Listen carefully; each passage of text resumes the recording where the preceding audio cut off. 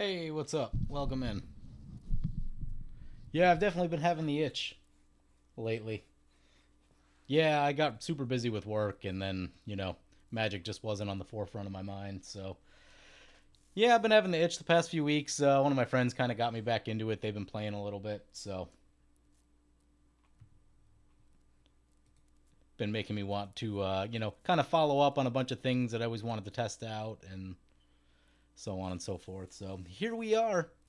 We need to find two cuts in this deck, and it can't be a land. We're already really dicey on the lands. Um, yeah.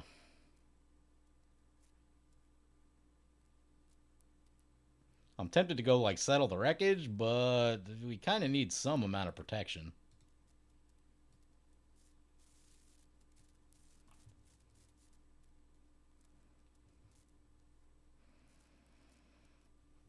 Um, yeah, all these cards are pretty good.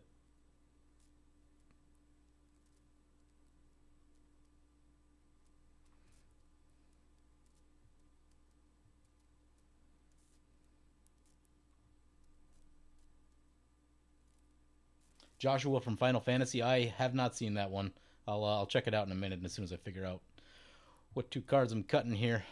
Cause I'm trying to get more of these zero drops in here, but like they seem like the easiest things to cut, to be completely honest. Um, Reach is kind of cool. Yeah, Reach is probably actually a big deal. All right, I'm gonna get rid of one of these. Which one has the better art? I think I like Cather's Shield better. One to go. One to go.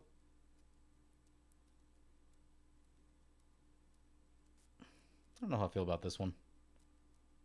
It's unlikely that we'll ever transform. And actually, I cut Feast and Famine, so we'll try getting rid of this one for a sec. But it's actually not awful. All right.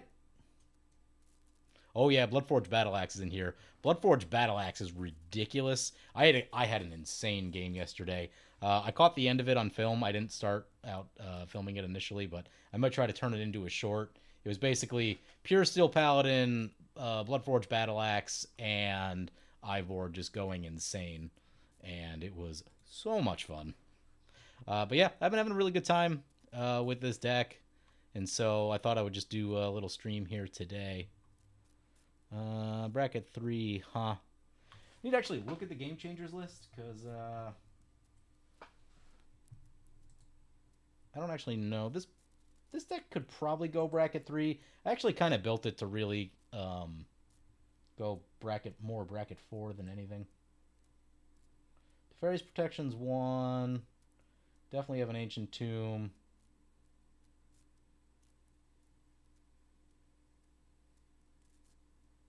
Three. I think we can call this bracket 3. It's on the high side of bracket 3.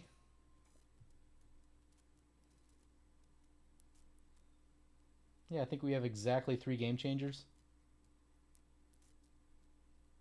Works for me.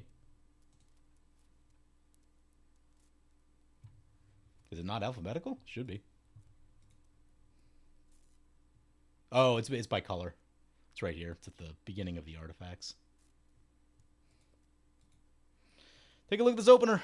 Ooh, Soul Ring. I think we're going to be in for a good time. Only concern is that there's no card draw in this hand. See what our opponents are playing. Maybe there's a wheel commander or something. No. Riku. Massacre Girl, Known Killer. I haven't seen that one. I mean, yeah, I think we simp for the Soul Ring here and just pray that some card draw shows up. I think that's the plan.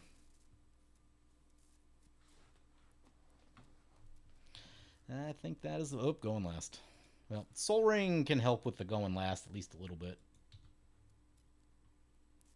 So, yeah, Eivor Battle Ready. 5 mana, 5/5, Vigilance, Haste. Whenever it attacks, it deals damage equal to the number of equipment you control to each opponent. That ability is surprisingly cool. In the long-standing theme of creatures that do damage to each opponent are usually really powerful in Commander. There's a bunch of them, right? Like Zulaport Cutthroat, it's one of the nastiest, right? That's the 2-mana black wind condition. But even like there was, I think Hydra Omnivore was a card that used to get played years ago. There's a handful of others kind of in that vein that all do damage to each opponent, and things that do damage to each opponent are just good. And I mean, in the average game, that's Blackblade Reforged. In the average game, I don't know. I would say I get probably maybe about 10 damage off of just those triggers, which, you know, when you multiply that by 3 is a lot of damage. Sometimes more than that. Yeah, let's get Plateau. Go for the Soul Ring.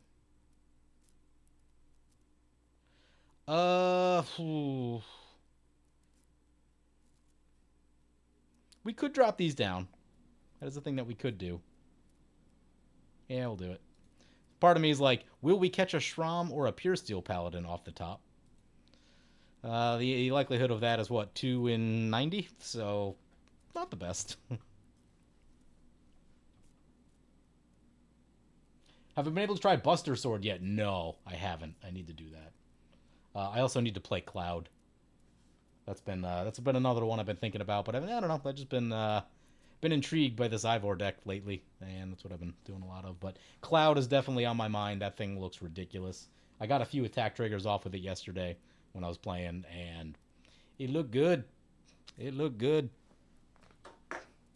And, like, they were only make a treasure triggers, but there was, like, making 2 treasures at a time is still very solid.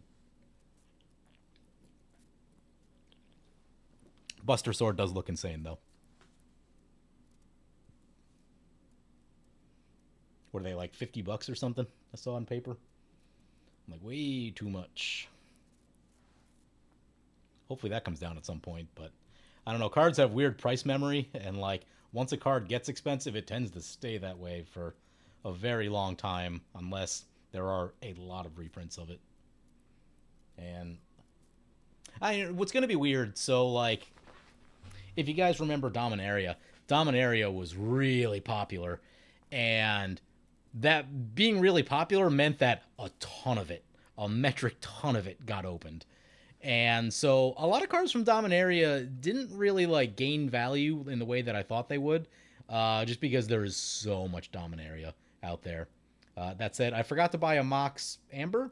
Yeah, Mox Amber, back in the day when they were cheap, and now they're rather expensive, and very sad about that. Aurelia Buster Sword extra combats in my next deck when I want to change. Yeah, right. I need to rebuild Aurelia. I need to build the new Aurelia. There's been so much equipment support the past couple sets. Like Assassin's Creed was pretty big. A lot of cool stuff in there. There's just like, I mean, even this thing like Diamond Pickaxe. Diamond Pickaxe has been really good. Not that I would run it in like every single deck, but it's been solid. There's a land. Land is not card draw, sadly. Play the land. Rogue's Passage is actually kind of a big deal. Yeah, I guess we just play this thing.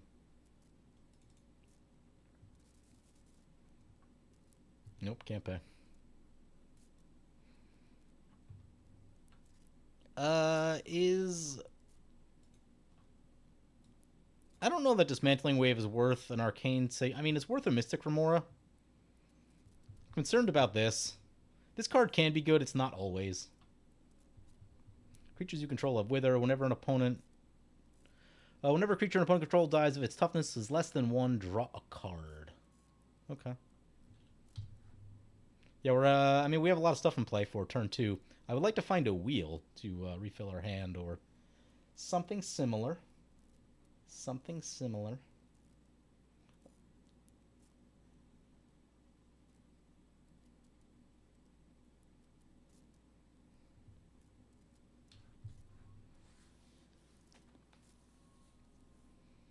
But yeah, it's been so much equipment support of late. I mean, even this thing. Like, this thing is very unassuming, right? The first time I read it, I'm like, meh. And then I played it, and I'm like, actually, when you play it, it's really not bad. I mean, it's not like the single best. It's not the best equipment commander that's ever existed, but it's certainly not the worst. And it allows you to build a unique deck with it, which I also like, right? Because at some point, when you're me, and you've played Boros equipment for 12 years, something like that, like, all those decks start to be really samey. And I really like Eivor because you get to build a different deck with this commander. And that's exciting to me. And the other thing, too, is that, like, you know, this particular version of Greaves might be worth... Greaves, Remora, I mean, Arcane Signet would be fine, but...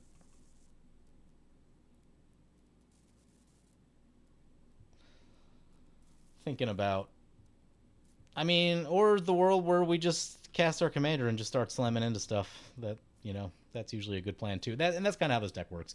Not a lot of answers in this deck. There are a little bit of removal. There's not a lot, which also means that we should probably be judicious with this thing. Well, there's all the removal. We have drawn most of the removal. Yeah, with nothing else to do here, I think we just cast our commander and start whacking away at stuff.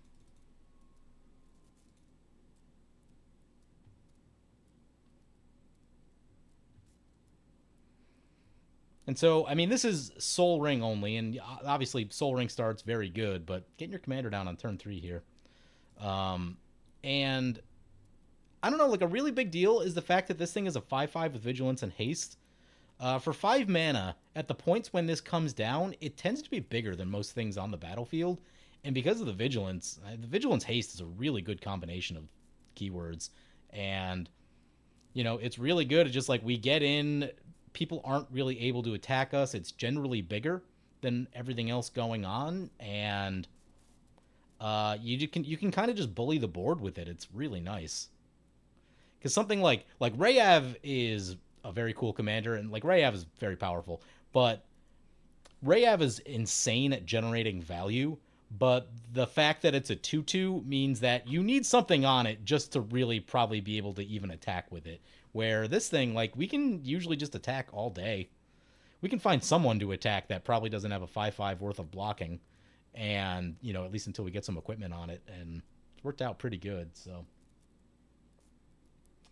I need to get inventory management. Yeah, inventory management is... I was trying to sneak that one in here because this deck tends to have, like, a lot of little things. It might go in over... Did I add Armory Automaton? I did. I added Armory Automaton just this morning, right before I don't think I like that version. We got a different version. It's too weird for me. There we go. Yeah, inventory management's insane. That definitely needs to get in here. I'll have to figure out what we need to cut. Could be Armory Automaton. Cool card, but... fun thing with Armory Automaton is that it does allow you to equip your opponent's equipment. You don't gain control of them, but, like, they end up on your creature, so, like, they can unequip them, but it's still, like, a thing that they have to do. Codsworth is interesting. I need to play Codsworth more, to be completely honest with you. I had it in some decks, and it was kind of like that. It was kind of like one of the last cards that I was kind of cutting. It does a lot of things, but it's not necessarily the best at any single one of them. And that's like it's a weird place to be. Everything's, like, so potent now that... Also, I guess there's just a lot of card choices, right? If this thing came out 5 years ago, yeah, easy ad all day. But the ward is nice. It's not as good as, like, Greaves or something like that, Boots. A little extra mana is okay. The one concern is that being 3 mana and the way the games kind of play now, that can be a touch slow. And of course, tapping it to get a free equip is always cool. A little limited at sorcery speed, right? You could use what's that card I like? The artifact guy there. I forgot his name. Brass Squire, to do it at instant speed, right? So it's not the best in any single category of stuff that it does, but it does do a lot of different things. And so I really do need to get a better look at this. Could be interesting in the command zone. That could be an interesting thing for it, but brings it back to our turn. Pip-Boy can help us loot, I believe. Yes. Looting is a thing that I would like. Probably going to give up on the Sajiri shelter, which is I'm not thrilled about, but we need to like get to some card draw, so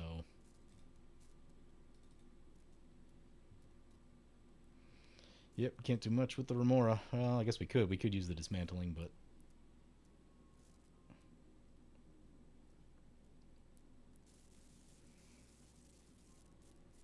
no. No. So far, and the thing with this deck is that this deck is going to thrive in a low removal setting. Removal starts flying around all over the place. This current build is not going to be super well suited to handle that.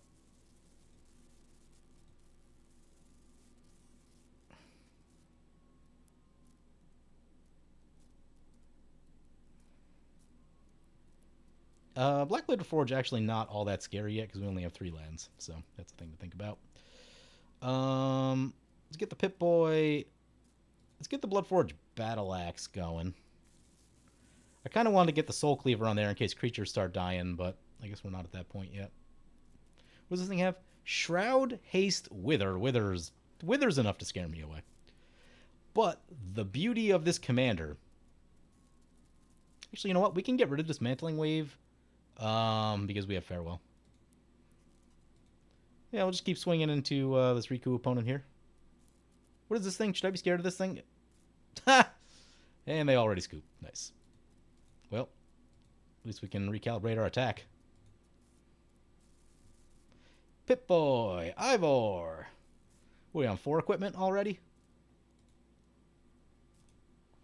And yeah, we're going to go for the draw then discard.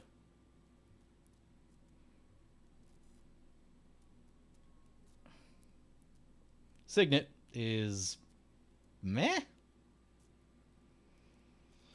Guess we're getting rid of the Dismantling Wave.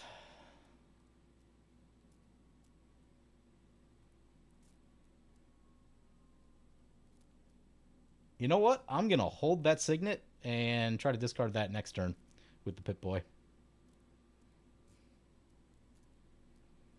Opponent's going to block with the thing. Yep.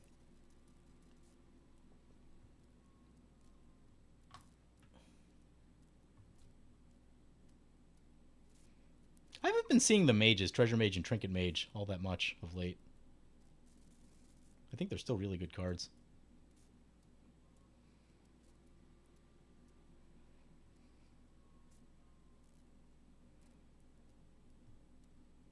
I am going to... We better keep... I mean, we're probably better off keeping the protection. I really want the land, but yeah, we're just going to hold our stuff here. I mean, it's still so early into this game. What have we done? We've done 7 damage off just equipment Eivor triggers. Well, Midnight is unfortunate.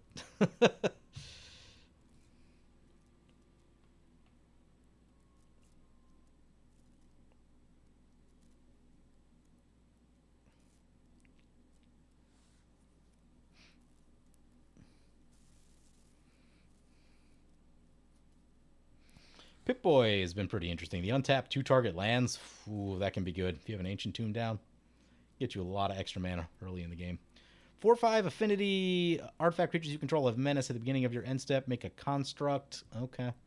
Yeah, that's going to be a lot of bodies. Again, the beauty is still that like we don't necessarily need to get there with the commander damage. It helps speed things up for sure, but...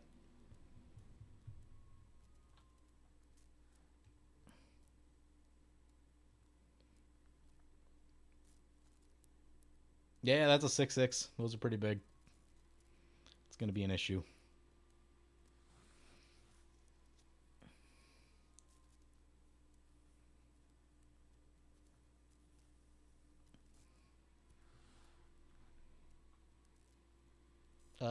One thing we'll need to do, we'll need to keep our toughness higher than this Massacre Girl, because I'm sure they're going to use a lot of minus based removal, and if we at least need their commander to die also, if that should happen. Hey, what's up?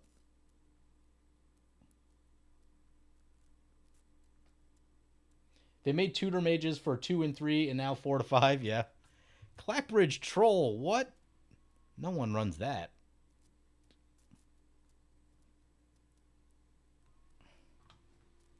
Trample, Haste, Wither.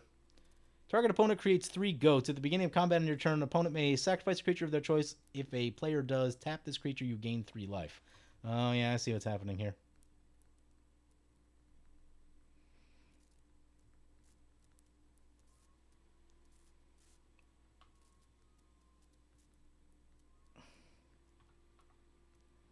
So we're going to want to get our own Soul Cleaver. I'm going to hold off on this one. I'll take a punch for 8 if we got to take a punch for 8. Although, having this thing tapped down for opponents is probably a good idea, but it's going to get harder to attack in. I don't know. I assume they're going to want to swing this somewhere, though. No, okay, using it as a blocker. Okay. Moving the boots.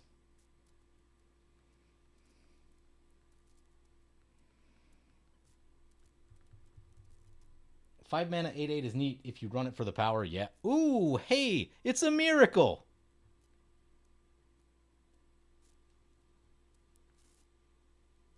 Love that. Yes. Red, colorless.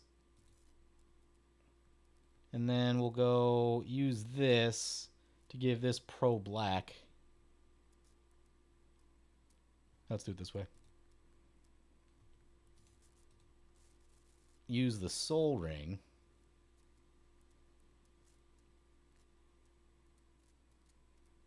To do this.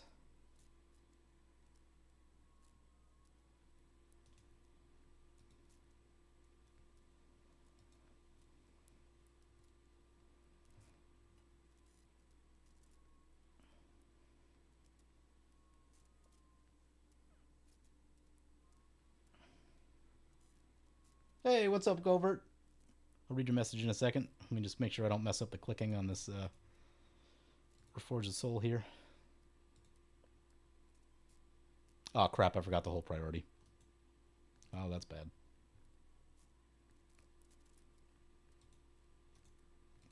Return priority, return priority, return priority. Someone do something? Crap. Well, messed that up. Ooh, that's a land flood there. Yeah, okay. That happened. At least we got the Ignite. Ignite can help.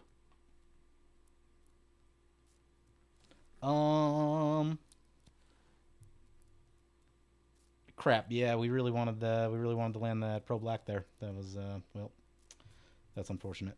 Let's get the Ancient Tomb. Get this thing equipped. Oh, you know what? We have Rogue's Passage. Yeah, that'll work. Okay. All is not lost. You guys gotta remind me of this stuff.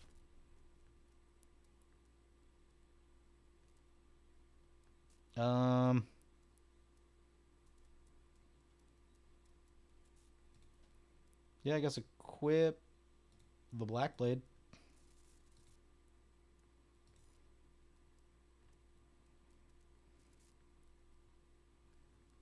Are we sure? Oh yeah, we only have 2. Duh. Okay, that being the case.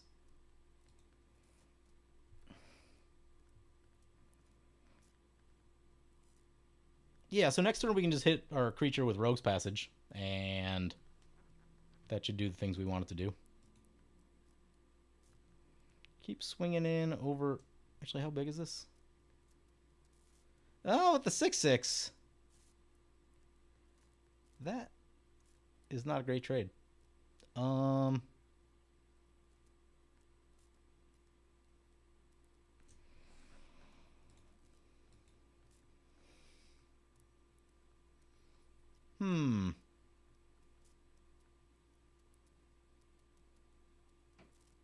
Okay, I know what I'm gonna do. I'm gonna burn this to fairies.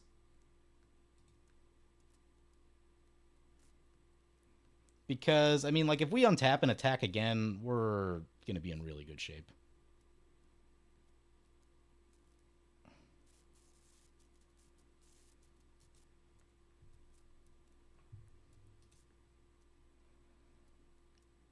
So we're going to untap 2 target lands.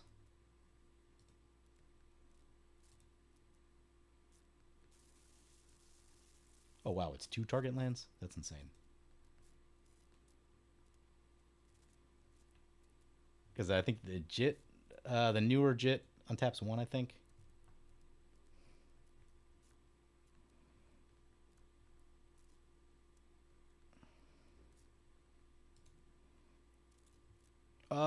We could also just go, yeah, we could go shields down. Oh, crap. Yeah, we could go shields down right here and just Rogue's Passage instead of Teferi's.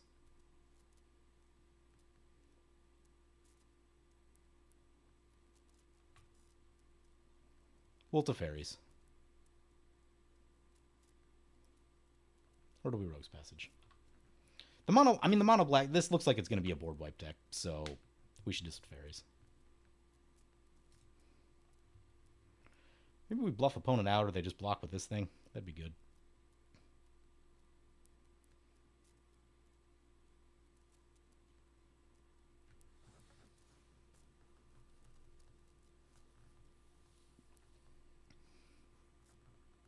Oh, yeah, messages. Thank you for the super chat.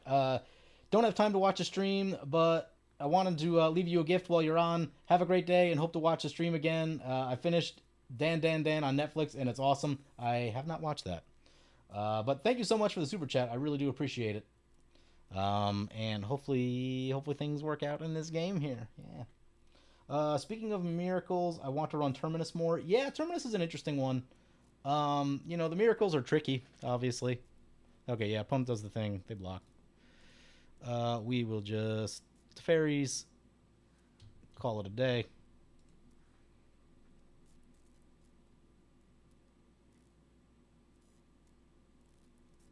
Yeah, and so, I mean, like, this shuts off the board wipe that they're probably about to play over here. And, like, next turn, we're going to be ready to do some damage. It may be, like, a little premature, but... Would it be all right to recommend a unique equipment deck? Yeah. What do you got? I won't necessarily be able to play it, but you can talk about it all day. We can have a conversation about it.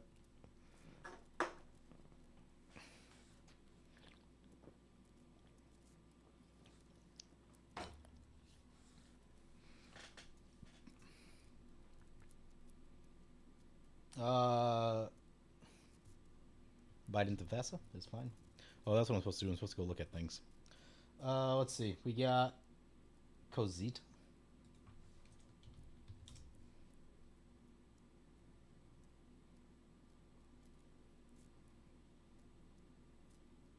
That's Kozilek. Oh.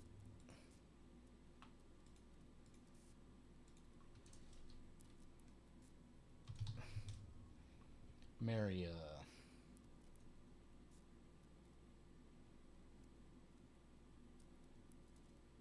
What's it called?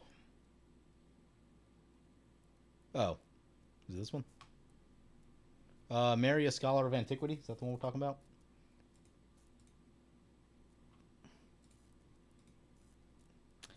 That's a 9-1 Memnite. Oh, yeah. Cranial Plating. Real Magic card.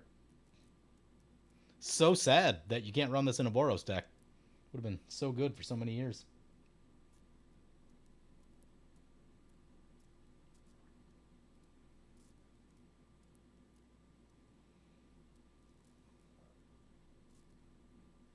Been liking Snort as a budget wheel as well. The name helps. I don't know if I... Do I know Snort? I don't think I know that one. Is this the equip guy we're talking about? Tap an untapped non-artifact token you control at green mana. Yeah, I mean, you could easily do some equipment stuff with that. Tap 2 into... Yeah, because you can basically turn your equipment into mana or a card draw, and that's pretty crazy. So, yeah. That would actually play really well with this particular style of deck where we have a lot of really cheap equipment. Because in this deck we use Inspiring Statuary, and I've also have Ether Grid in here, and they're both crazy, right? Like they both do so much.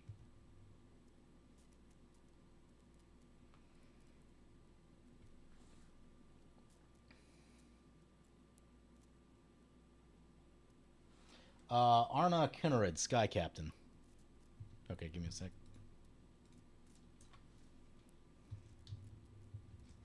Yeah, I could see Maria being very good.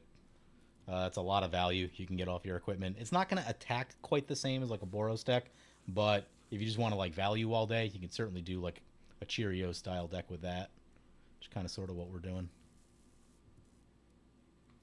Give me one sec. I got to read. Back to our turn. Fervent Champion is a nice little card. We probably need an untapped land here. Colors are probably also good. Then, yeah, Mina's Tiroth may have been... I don't know if we're enough mana for all this, but... I would say our plan should probably be Blackblade Reforge and Rogue's Passage. Seems like it's where we want to be.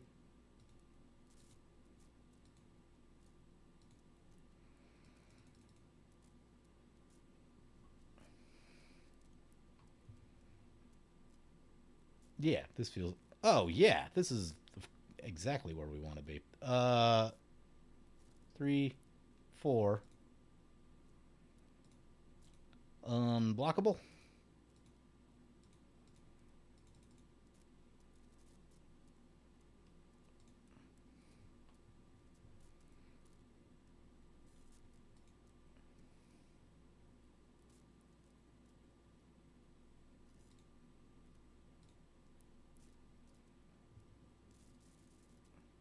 Pip-Boy. I'm going to go with the draw discard right here. Get rid of one of these lands.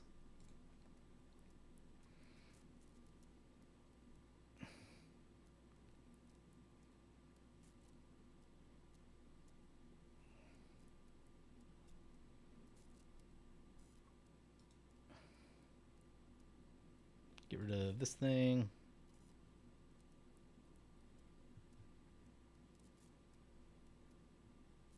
So opponent's down to 23, and we have not touched them with our commander. This thing may have... Did this thing get them last turn? I don't actually know what happened. And there's a Bloodforge Battle Axe trigger.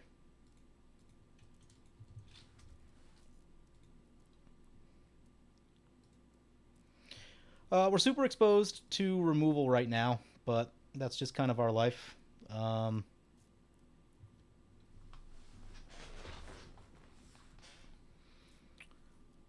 If we untap with all of our stuff, I think we're just about lethal. That could be 14. That could be 16. Plus 1, 2, 3, 4, 5, 6. 16 plus 6. They'll be at exactly 1.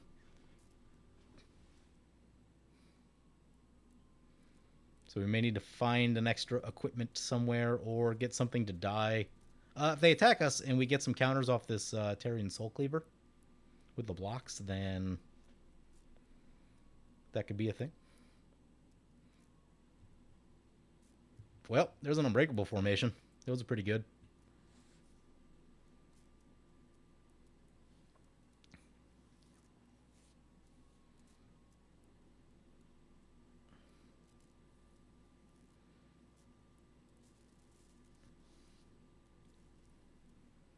See what opponent's got.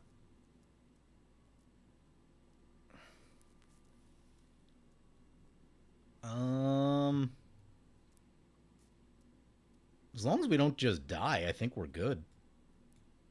I think we are good. They do have a lot of power, though.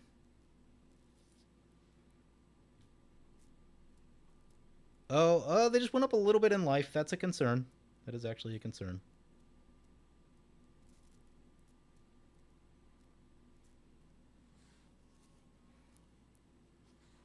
And a Signal Pest. Gotta have those. It's a little bit more damage.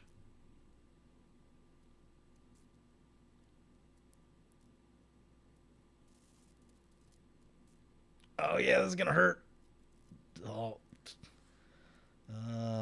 That's... Well, let's block the biggest one. How much of that? That's 28? Okay. It's like we're taking 28.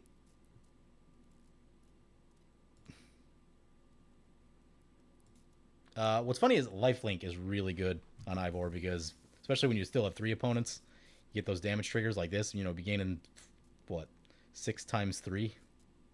Something like that. Yeah, there's a Soul Cleaver. Opponent's going to draw some cards.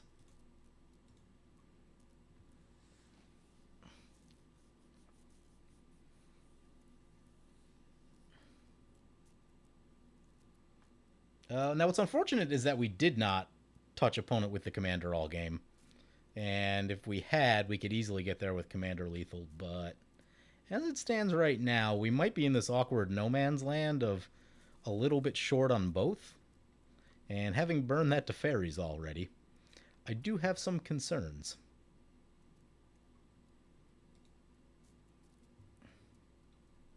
Because I don't think we're going to be able to block again.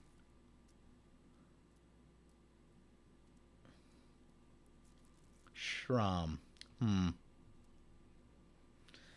Okay, yeah, let's get down to the mathin'. We can get a counter here. We got 1, 2, 3, 4. 5 equipment in play currently. Could be 6. We can get plus... I mean, it's probably got to be Commander Lethal, I'm guessing. What is this thing that's a Assassin Warrior? That'd be 16. That'd be 18. Oh, we are coming up just a little bit short.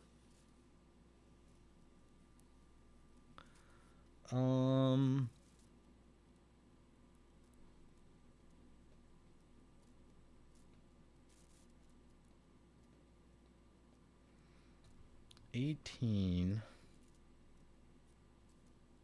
Oh, wait, 8 and then 18 plus 1, 2, 3, 4, 5, 6. What is that, 24?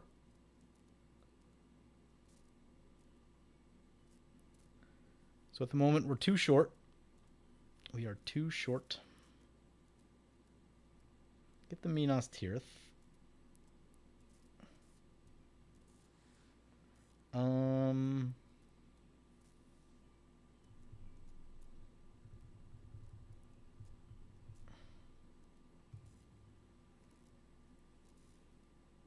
Probably almost has to be Ignite the Future.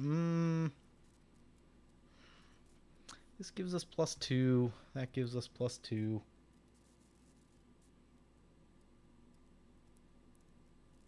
I'm at it again. I'm back. Yeah, this deck, I've really been liking this deck. This deck has been tickling my fancy, except we're in sort of a jam right here. What does this thing do? Oh, we can get +1. So what are we at? 19? I think we're at 19 Commander. So we go, let's see. 15, 17, 19. The counter makes it 20. We need to find one more equipment.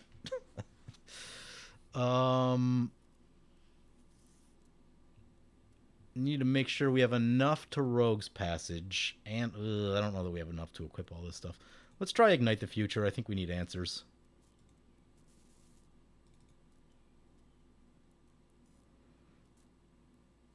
We'll use the Ancient Tomb.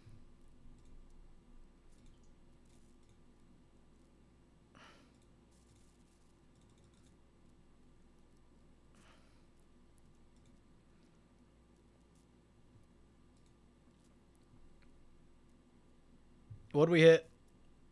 Gearport Ether Grid can probably get us there.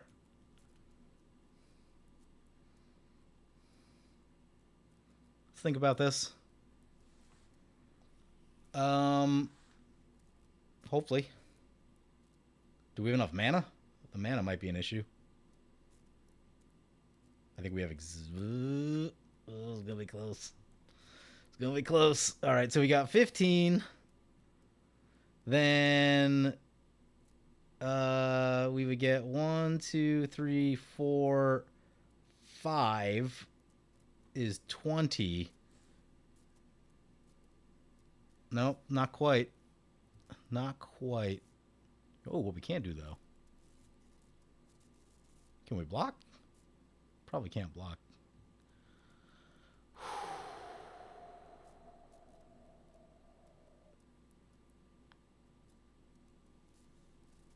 We could ping down a number of things, but it doesn't help with the fact that these are all giant and have menace.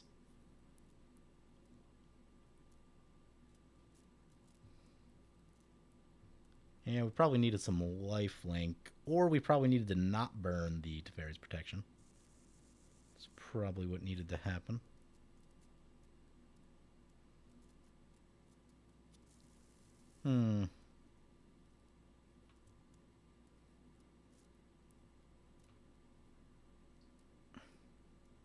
Yeah, I mean, we can't get touched by the commander. Yeah, with the menace. With the menace, it's bad. With the menace, it is bad. I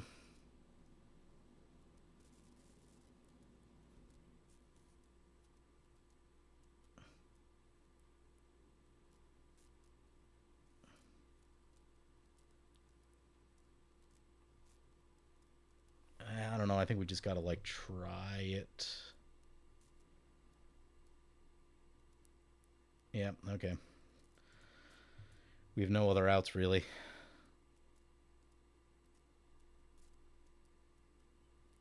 Unless, what are the off chance of... We could untap 2 lands and then hit Ignite the Future again, but I don't know what we would hit that, like, would finish the job. I've been meaning to put a burn spell in this deck. Like, I need to put just, like, Price of Progress in here. Yeah, like, Price of Progress would easily end this game. That's a thing that probably needs to happen.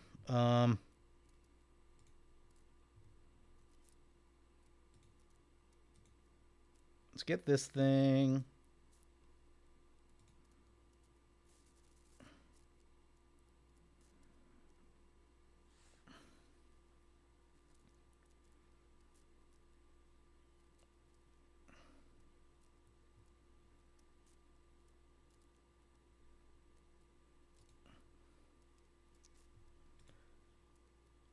Swing.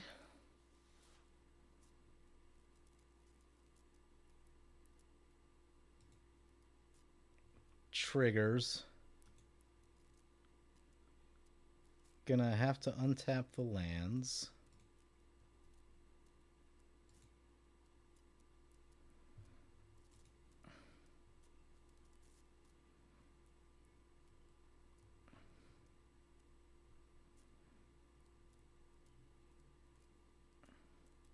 Gonna Rogue's Passage.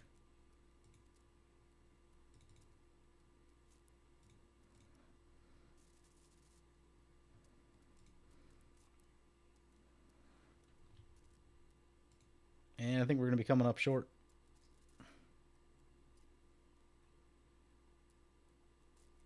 Yeah.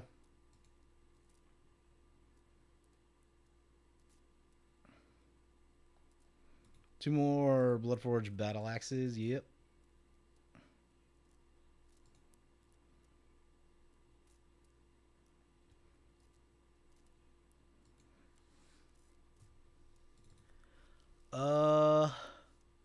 I mean, we can play a Fervent Champion and block, but yeah, we came up a little short. I think I burned the Teferis a little too soon. Little too soon. Yep. Oh yeah, Boros Charm is a burn spell. Yeah, might need to get that in. Okay. I mean, it's still a good showing. I think I just I misplayed with our Teferis. I got carried away, I think. I'm gonna run it back. Still wanting to test, and I'll say the Soul Ring was good, but because we didn't have the card draw, we got a little awkward in the middle of the game there until we found the wheel. And then I misclicked and didn't hold priority, and we probably cast an extra spell if I was able to get the thing and not have to use Rogue's Passage. There were some things I could have done better in that game, so a lot of it was playing related. What are we getting rid of?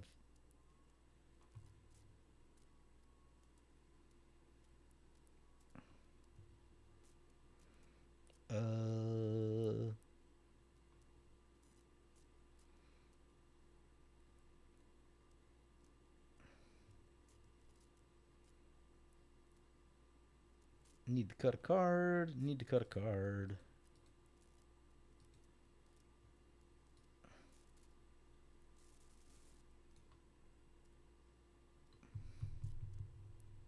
I mean, Excalibur's pretty good. Yeah, in this deck, it's going to be a lot of power for very cheap. Oh, this deck probably needs, like, Chandra's Ignition. I don't know, because a lot of times Eivor isn't that big, unless you get Black Blade specifically. It's probably not huge, but... I'll cut the Ether Grid. Like, I so badly want Ether Grid to be the card, but it always, like, just comes up. Big mana and bad decisions? Love it. Let's join this one. I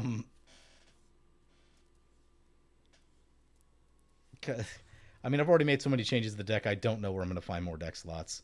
I need to find cards that are, like, not performing so I can pull them out and have room to put in other things. But yeah, I would love to get Boros Charm and Price of Progress. That would be amazing. Zero Lander. We're going to mulligan that one. All right, this is a matchup. Kenrith, Animar, and General Ferris Rokirik.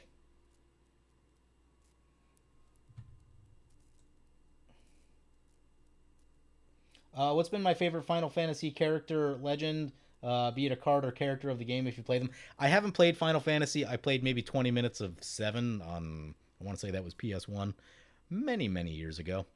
So I don't know the lore of Final Fantasy that well. This hand looks ridiculous. Yeah, this hand should be incredible. Keep. Cloud is a card that I've had a little bit of experience. I played a couple times and looks pretty ridiculous. What else have I been using from Final Fantasy? Oh, is Venat? Was that Final Fantasy?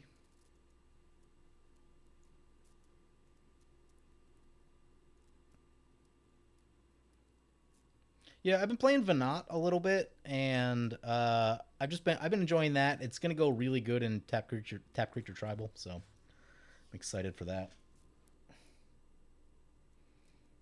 Gleeful Arsonist with lots of equipment. Let's check.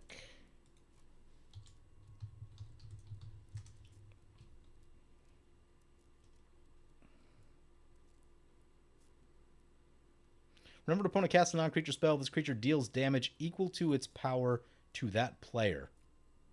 It's not awful. That is not awful. Because I was thinking about Spell Shock the other day. This would be that, but better. Oh, yeah. That's pretty interesting. This creature deals damage equal to its power to that player. Okay, so it's at 1 power. But yeah, if you pump it up like 2 or 3. Huh. It's pretty interesting. And that's a Wheel of Fortune, in case we get in trouble. Love all that. Yeah, let's do the ridiculous thing. Ancient Tomb. Signet.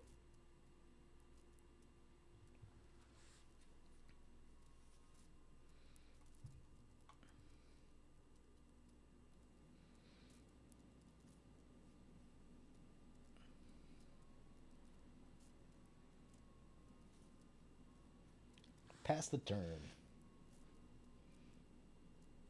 Oh, you want what I can do? So, Gleeful Arsonist would go really well with... I need to make the Spike Shot Elder deck. I was playing my 1-drop tribal deck last night, and was having fun with Spike Shot Elder. Spike Shot Elder and Gleeful would very much live in a similar space. That, you want to get their power increased, and then you can kind of do some fun stuff. What's the other one? Spike Shot Elder, I think. That's Spike Shot. What's the other one? Spike Shot something?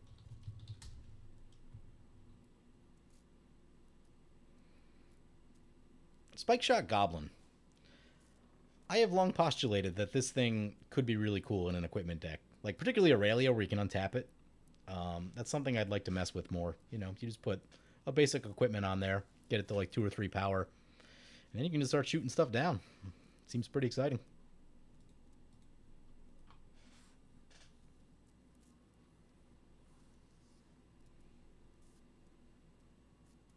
Oh yeah, Lana and Elena. Yeah, they would. Lana and Elena would have loved that.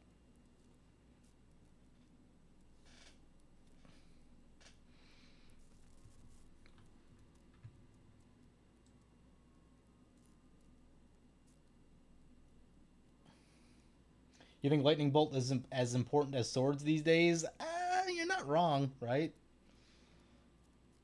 People's life totals get low, and there's a lot of stuff that just needs to get shot. Like light, you could do much worse than lightning bolt.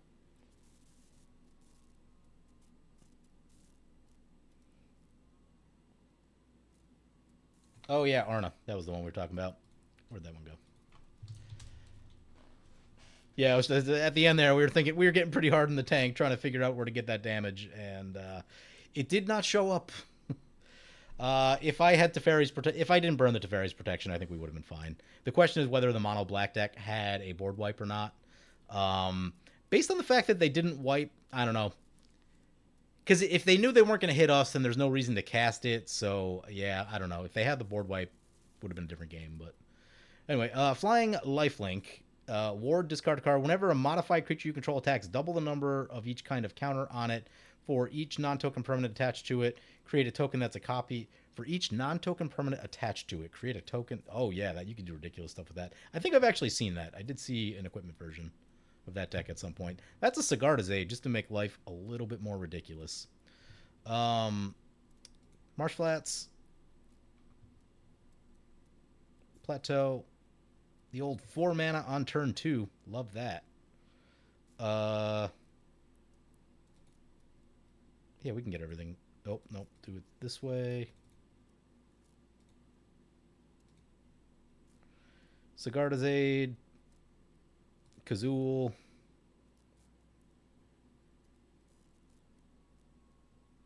Pass the turn. Sigarda's Aid is one that I haven't really used as much, and unfortunately, I think they got expensive in paper. They come down. Kind of curious.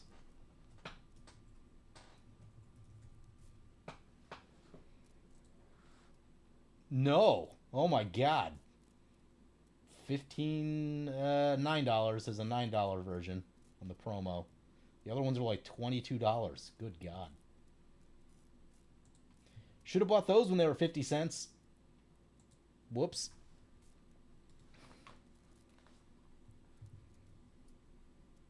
Yeah, I think I've undervalued this card a little bit. It has it's weird timing, right? When games used to be longer, there was more of a chance that this would come down after your equipment. Now that games are much shorter, um, that seems like less of an issue.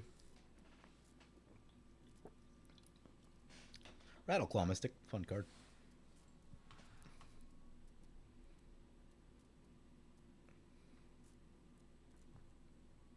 Ooh, a Crow and Hoplite. Yeah. Actually, that could be solid in that deck. Gonna trade with the Mystic. Okay. A Crow and Hoplite is an interesting card. Like, I've always wanted to use it more. The problem is you got to get some evasion on it. Um, but if you, like, in an Aurelia deck, you know, that thing can pump out a lot of damage for just 2 mana if the rest of the board is set up. It takes a lot of setup, right? It's a lot of setup, and it doesn't, like, just do the thing. But, I mean, that's all ridiculous, right? This is ridiculous. We are going to miss a land drop, I think. Which is unfortunate.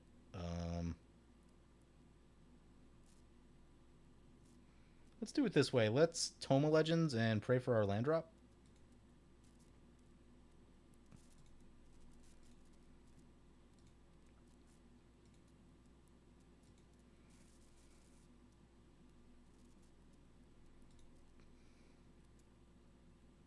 Hit the land drop.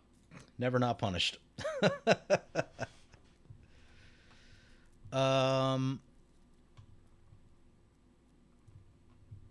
Yeah, I feel good about attacking a Kenrith deck. Let's get Skull Clamp. Free equip. Tarian. Free equip. And start swinging away.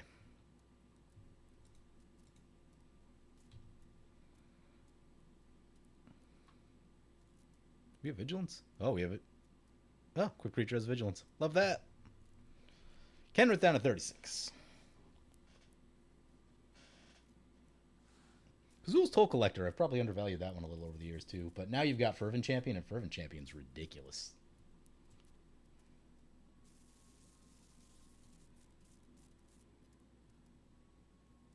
The entire deck is equipment that creates its own token. Job select living weapon from Hirden, and then use Slam Arna to attack, and then copy. Yeah, that sounds pretty ridiculous. Yeah, I mean, copying anything in this game is usually very good. So, yeah, you could do wild, wild stuff if you're copying. I mean, take your pick of what kind of equipment you want to copy. If you want to do the living weapon thing, sure, you'll have tokens running around all over the place. Me personally, I'd probably just throw like multiple Feast and Famines and Forge and Frontiers on there because that's my game speed. But both are good. Both are good.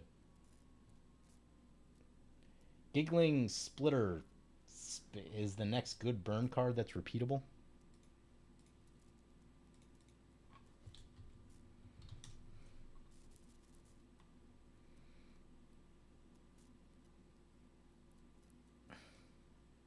Four mana. Oh, it might be too high for this deck. Indestructible. When this creature attacks or blocks, it becomes target of spell. It deals damage equal to its power to each opponent. It's probably a little too much mana. Based on this deck is not like the biggest mana producer of all the equipment decks I've ever made. So something like that seems like a little slow, a little cute. I'd be more apt to just say like throw a Price of Progress in there and Price of Progress as needed. Iroas is a real Magic card, and yeah, Iroas plus Ferris Rakirik here is gonna be a little scary.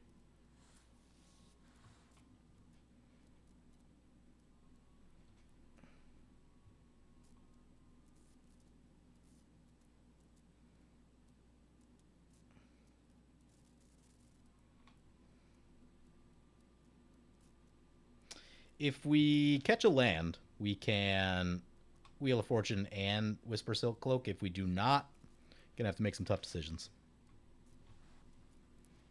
The pro red, no, doesn't have pro red. It has white and black. Okay, noted.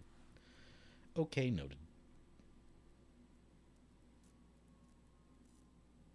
That is not a land,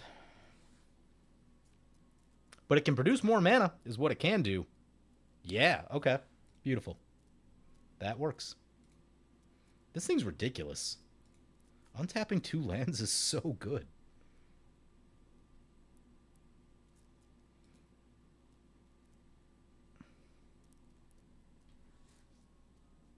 Free equip. Yes. Whisper Silk.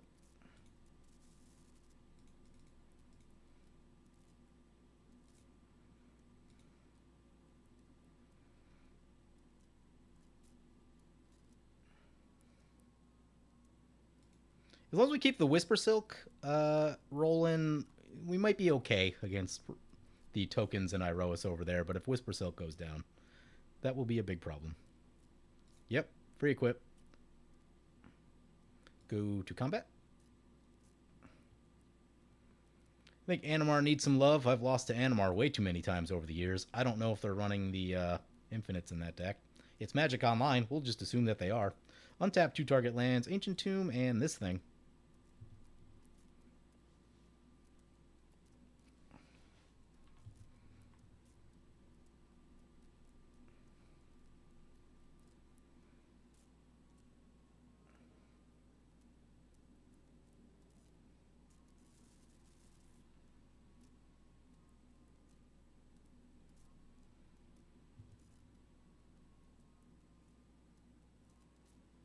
You can always go for the mouths that got banned in Standard. Wait, did Mabel get banned? Is that the match you're talking about?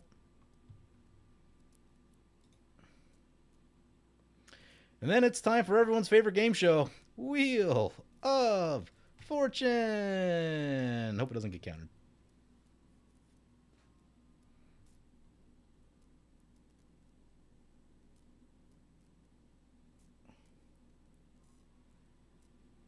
Yay, cards and land drops. Love that. Nothing to do, so let's get the tap land. Actually, probably like a few too many lands, but with this, we can loot one away, and then also we've got Akiri and Prophetic Flamespeaker to draw more cards. Also, we can cast our commander in Tome of Legends, so as long as all our stuff doesn't get blown up, we're in pretty good shape here. Is playing within the bracket system a thing on MTGO? Well, I played last night, and someone joined a bracket 2 game, and then immediately popped all of our lands with Old Kamal. And they tried to explain that it wasn't mass land destruction. Like, you blew up 8 lands, right? Like, I don't know what to tell you. That's not a bracket 2 game. I'm literally playing 1-drop tribal, right? And so I think people try, but in the same way that Magic Online players are awful, they are still awful. So.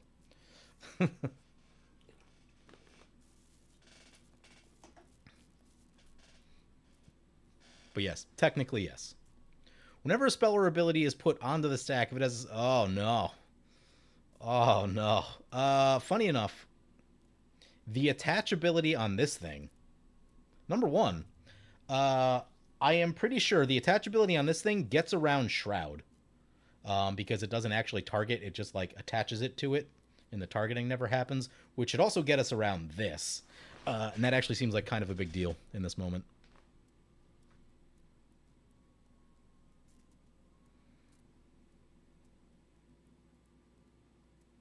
I mean, they also ran Hall of the Gemstone. Yeah, I did it one time, so it's not last mass land destruction. That was literally the argument they were making. And then, yeah, it was Hall of the Gemstone or whatever, and it's like, that is a land denial card, right? Yeah, it doesn't blow them up, but, right, you're trying to color lock people. And Depth Shaker Titan, huh? Actually, you know what the sick finisher for this deck would be? I'm not going to put it in. I mean, I should. What's it called? Depth.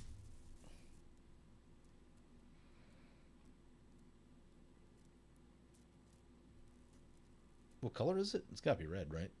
Sounds like a red card.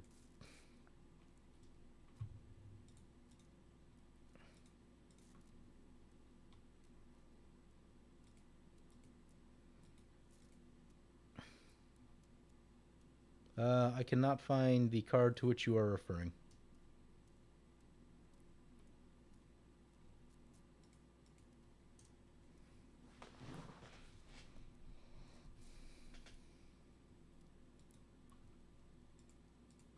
Oop. Oh, it's not released yet. That would explain it. That would explain it. So then I joined a game later when they said bracket 2 again, because they were the one that made the game. And I brought this deck, and they died very quickly. Very, very quickly.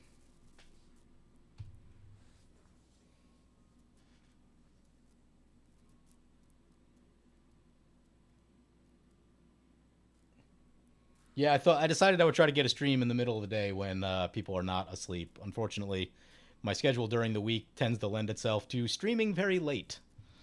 As the other hours of the day get jammed up pretty badly, so.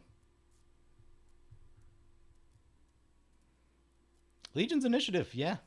I love this deck.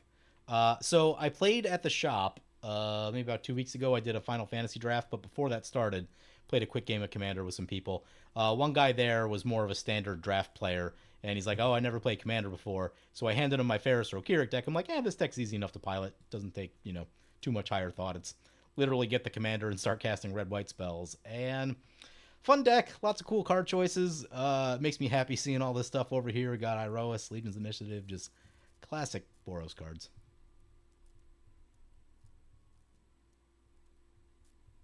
Yeah, Blood Moon bracket 2 is kind of no good. Yeah, right? And yeah. What do we think? What does the chat think of equipment, Mindslaver equipment? Wait, is that a thing? Is there a Mindslaver equipment?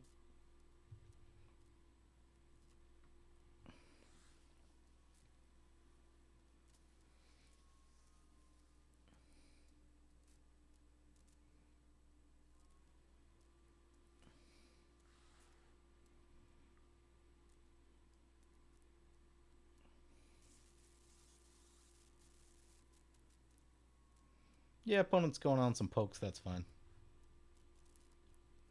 Nope, we'll just go ahead and take that.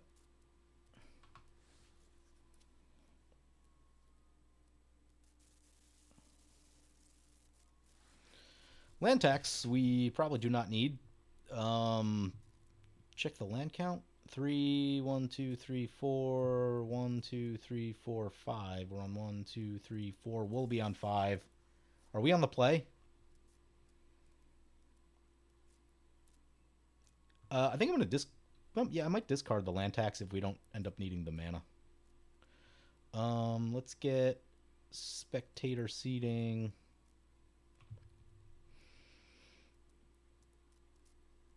I think I want to get a Kiri. Right now I'm feeling a little bit more card draw is going to be the answer.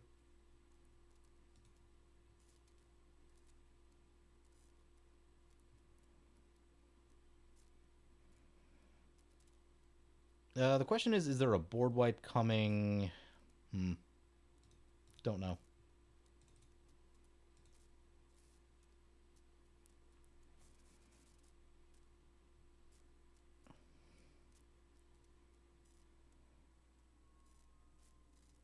Maybe we'll just spread our attacks out here and not try and aggravate everyone too much.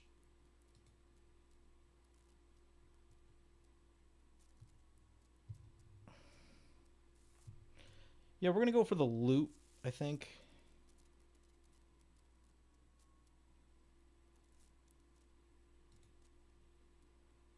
We did catch a few too many lands. Mask of Memory is an amazing card. I need to change the art, though. I don't care for that one.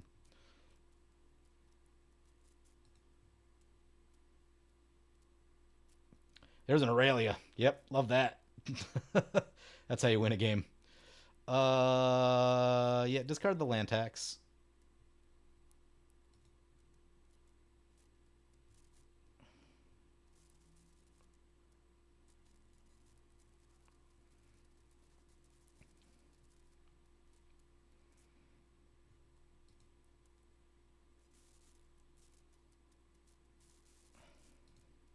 This is going to get weird. I'm going to see how this Grip of Chaos thing works out here. We're going to move the Skull Clamp over to Akiri.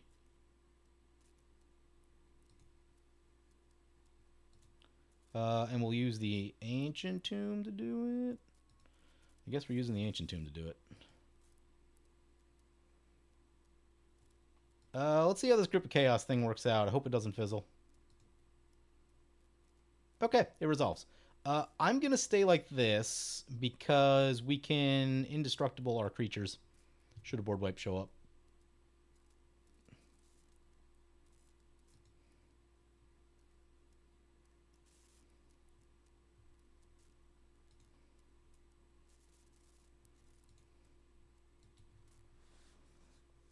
Doesn't like Necrons, confirmed. Yeah, I don't know. I just like the classic art. I have a lot of those like newer arts just because I think they were the latest versions of some of these, and I didn't spend a lot of time going through the versions, so I tend to prefer the more classic art on a lot of stuff. We can fix that right now.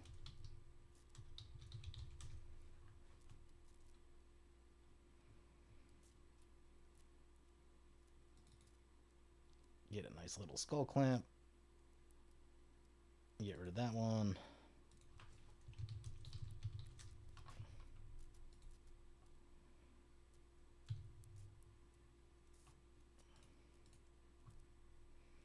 Yeah, I don't know. This, I would say that it's probably not like the greatest art that's ever existed, but something about it. Maybe it's the blue background. Just, I like it. I just like it.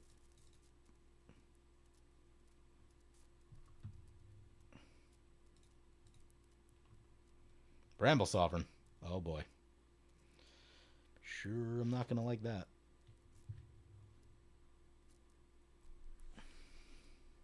Oh, we can also... Wow, Sigarda's Aid. We can end step this Mask of Memory if we don't need to protect our stuff.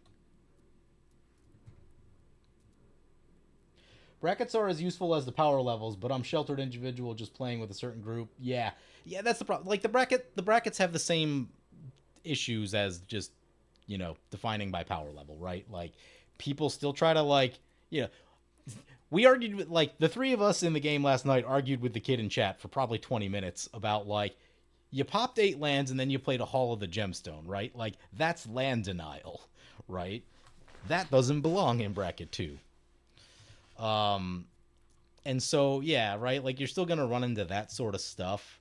And I think there's the spirit of each bracket and then the actual like letter of the law of each bracket, and those are very different things.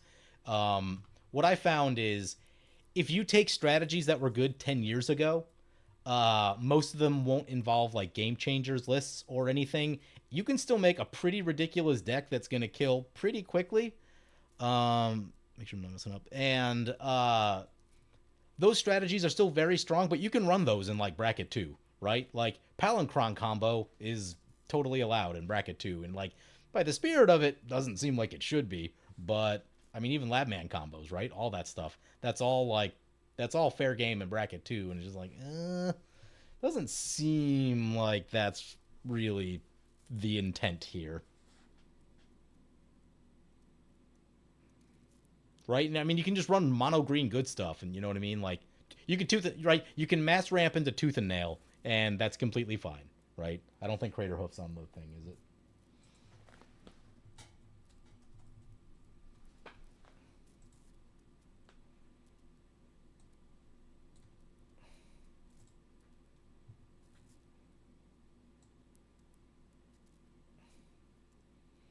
Natural Order, Seaborn Muse, Survival. Yeah, like, yeah, mass ramp into Tooth and Nail.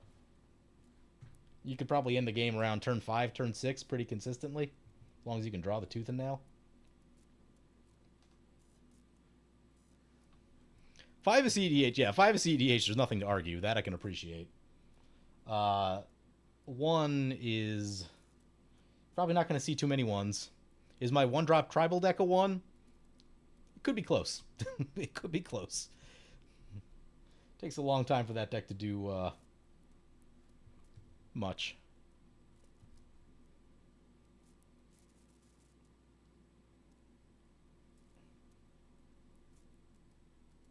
The Mindslaver equipment is a mana that gives +1/+1 activated ability of 15, exile and take control of an opponent's turn. Costs 2 less for each creature that's equipped. Is that a real card? Is that out?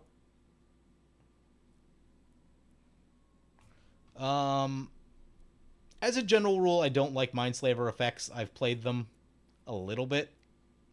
I played that Worst Fears deck like ages ago, and it just feels bad, right? Like, yeah, it's an effective way to win a game, but just like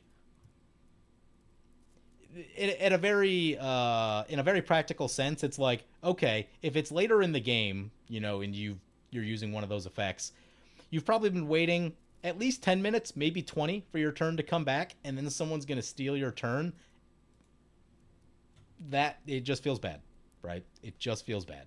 Now, if you're playing like Super Cutthroat, extra sweaty, maybe. But for like most Commander, I just don't care for those type of effects because of that very real like now I'm just sitting like now I'm going to sit here for probably 40 minutes without taking a turn, right? And that is not a thing that makes me real thrilled about life. Yeah, we're gonna take a shot here. God, they have mana. Are we gonna die? Iroas is coming at us. I think we're going to 2. Is that what's happening? Well, Eivor with lifelink would be ideal.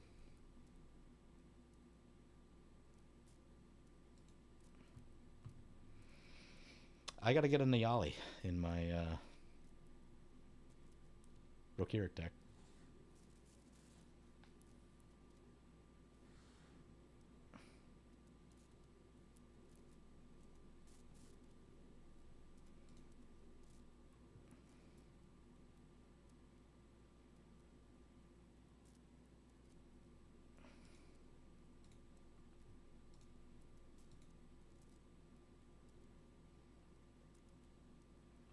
Yeah, block the biggest one.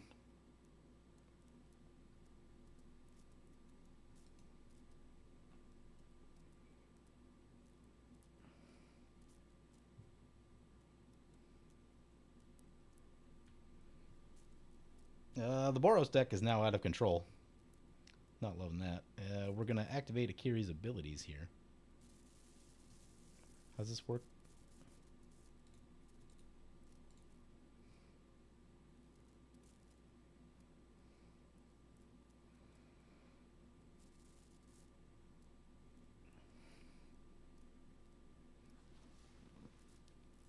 That Settle the Wreckage could be handy. We draw our way into that.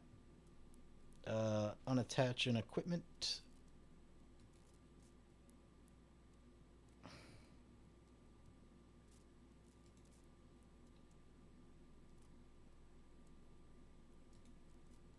Unattach an equipment.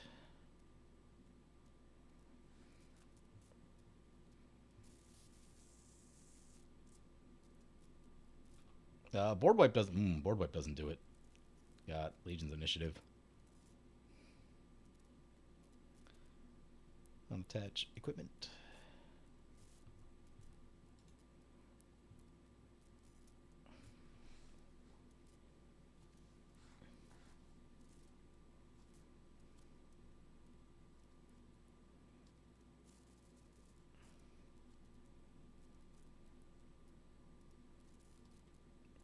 We're down to 2. No more Ancient Tomb for us. Anyone play an Urborg yet? That'd be nice.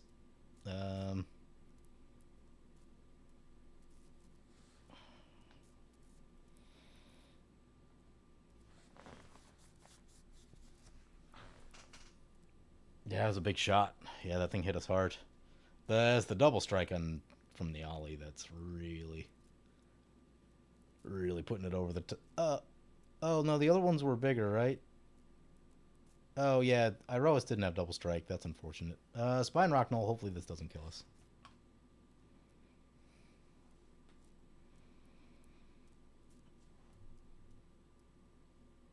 Exile target non-land permanent an opponent controls that isn't exactly 2 colors.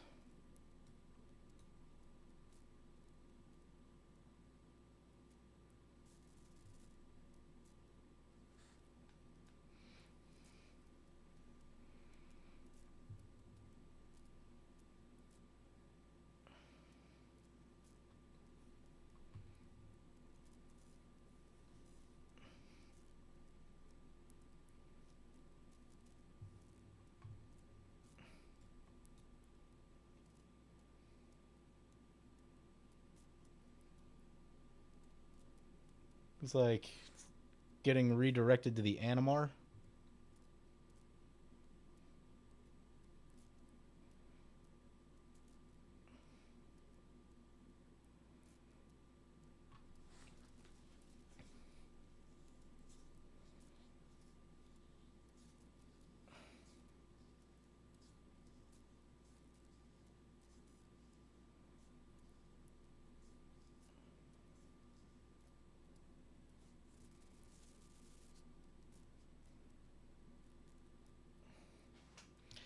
Fervent Champion, I don't think really helps our situation. Let's go for a mountain. How do we survive? So Aurelia plus Pip-Boy probably untaps a lot of lands, and that could potentially give us some outs. I think we're basically needing Settle the Wreckage or Teferi's Protection. That's probably about as much as...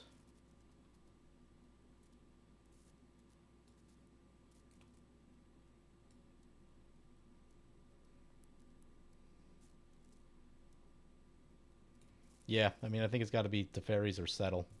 It's basically what we're looking at.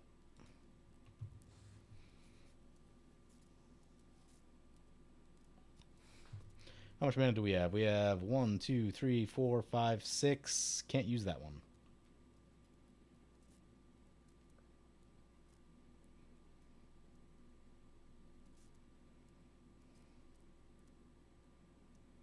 Double check. There is no Urborg in play. Do not tap that. Someone tape an X over that. The unfortunate part is that we cannot.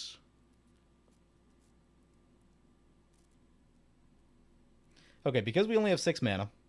1, 2, 3, 4, 5, 6. Yep. Do we have a Soul Ring this game? No, it was the Ancient Tomb. We can cast Aurelia, which means we would draw 2 by this attacking, and we wouldn't be able to re-equip Akiri.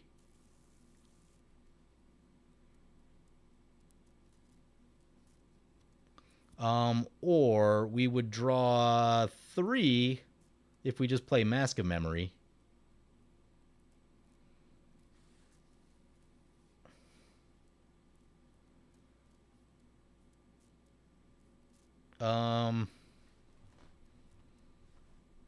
Potentially 4 with Akiri. Yeah, okay, so I think we're on Fervent Champion Mask of Memory.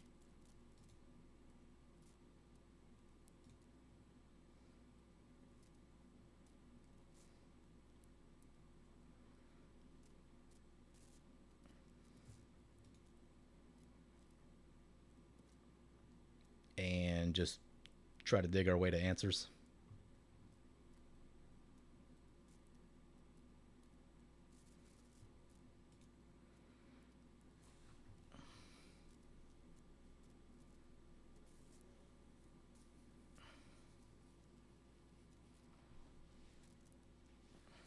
How much life do we burn with our own Ancient Tomb? That's going to be a question. I wasn't really paying attention. Let's get the Mask of Memory.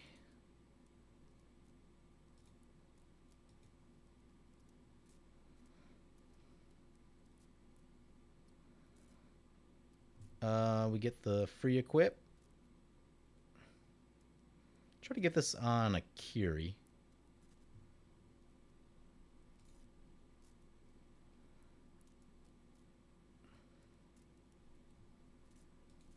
Still ends up on Akiri. Love that.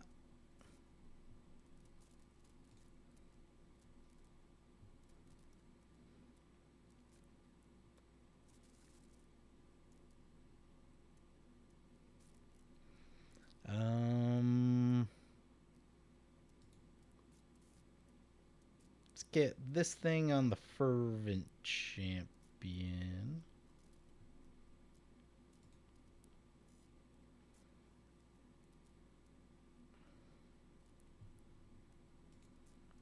I guess we could.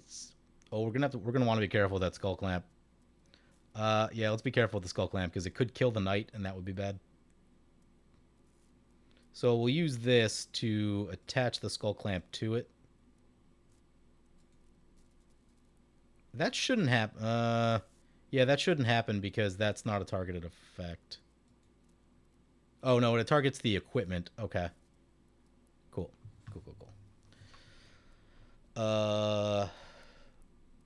We have 3 mana left.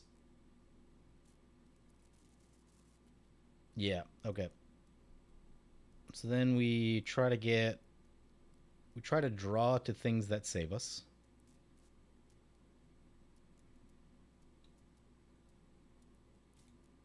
That one's going to go over there.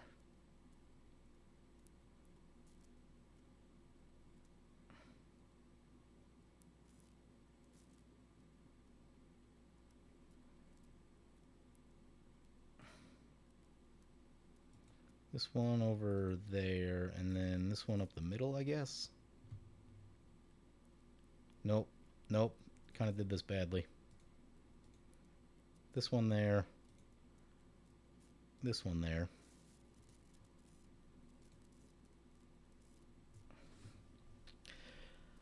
If we untap 2 lands, that makes us live.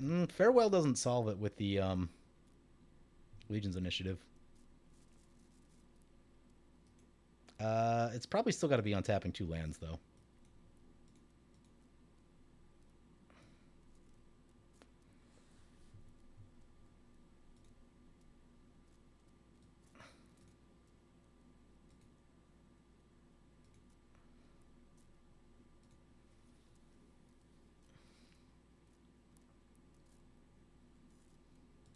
Arden. Slayer Stronghold. Wheel of Misfortune.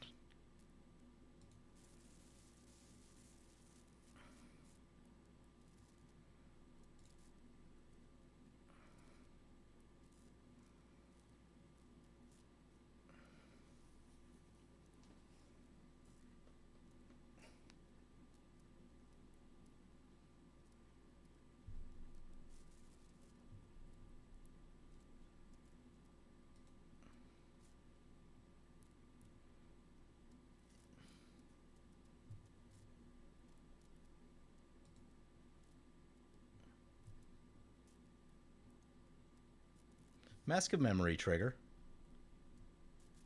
Need something big here. Those are not the answers. Wheel of Misfortune, not particularly useful to us. Huh.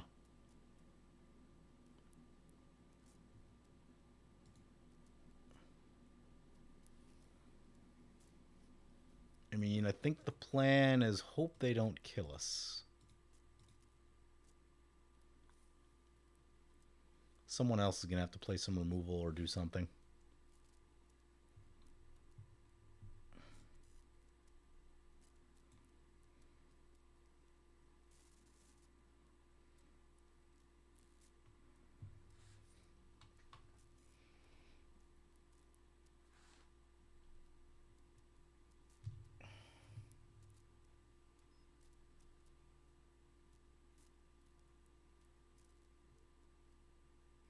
Worst Fears is in one of my eyes one of the most casual cards. Yeah, but it just feels so bad, right? Like you've been sitting there waiting 20 minutes for your turn, and then someone steals it, and it's just like, this sucks. Like I get that it's not like a competitive card, but it just feels bad. It's a very high salt level card.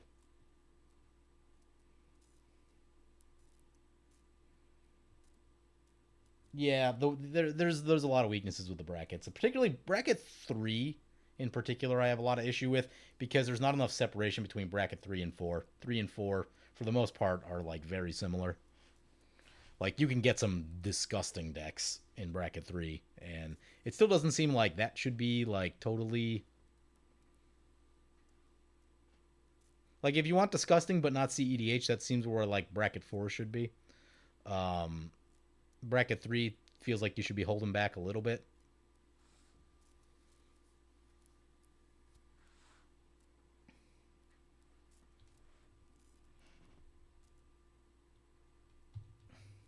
I think you just need to define 3 better. Right? Like adding I don't know that adding more steps. And I get that there's like I don't know, and this is the complexity of it. The complexity of it is like you need a scale that's easy to understand that you can apply to a lot of different situations, but there are so many situations that it's very difficult to really accurately define everything.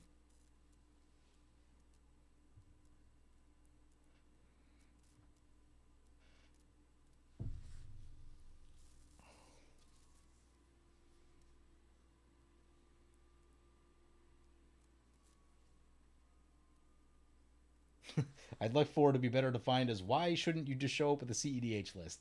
I mean, in my mind, I think there's still a separation. Like, high power casual commander is very different than uh,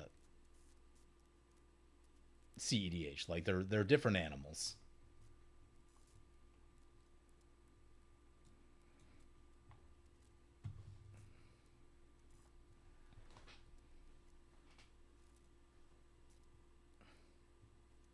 Because like CEDH, it's like you probably need to be running Mox Opal, Gemstone Caverns, Chrome Mox, right? Like you need to be running that level of fast man. Oh, hey.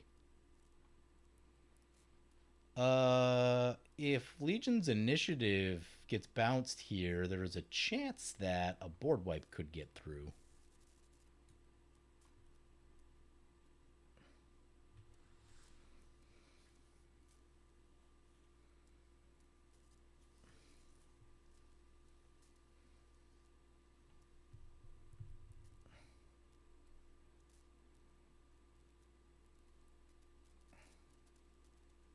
Yeah, CDH is a very limited card pool. Like where bracket 4 is like bracket 4, I could show up with an Aurelia deck. I'm not going to show up with an Aurelia deck at CEDH, right? Like, I know someone did a video on it a while ago, and it's like theoretically possible, but it's very much an uphill battle. Yeah, bracket four in my mind is like turn 6 wins, but not using necessarily the CEDH card pool. I wouldn't want to be seeing like Thassa's Oracle and like Chrome Mox in bracket 4 necessarily. I mean, I get like it.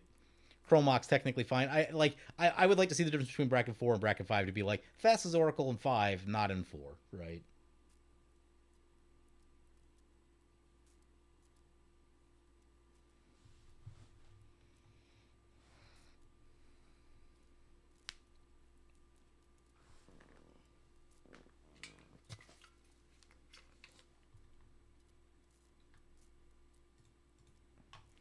Hope opponent's got a Blasphemous Act.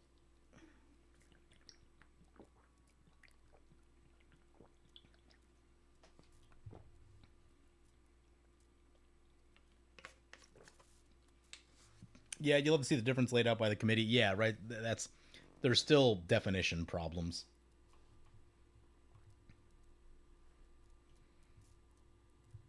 Yeah, I think like anything goes, but not CEDH, right? Like don't use CEDH strategies, but then I mean even that's open to interpretation.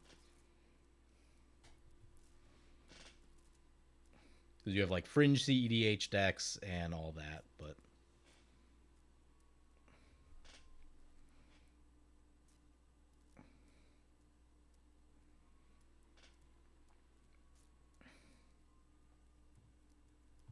I remember when the last time I was at Magic Fest Vegas, right? Like everyone was like, "Oh yeah, we're just gonna play like we're just gonna play a casual game, right?" And it was like Mana Vault into turn 2 Greven, and I'm like, that's pretty messed up. Surprisingly, the Grip of Chaos has not done that much in this game.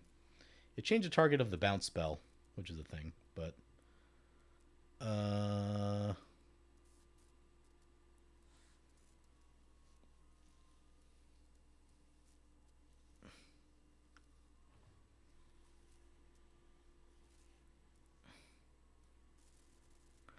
Firemane Avenger. Yep.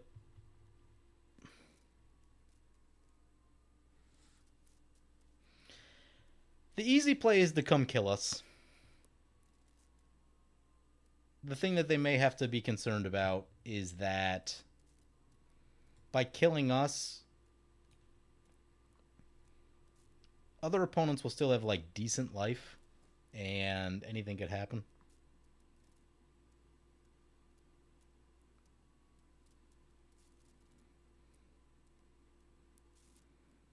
I guess we also have the most on board, so we're the most likely to. Yeah, they're probably going to kill us because we have the most on board. We're the most set up to probably be able to do something back. You can't do anything without people whining. That is true. EDH is too vibes based. Yeah, that is a big shortcoming of this format. That you don't have it when you play 1v1. Like you play 1v1, especially like in a draft or some sort of competitive thing. It's just like try to win the game, right? And the rules are clear.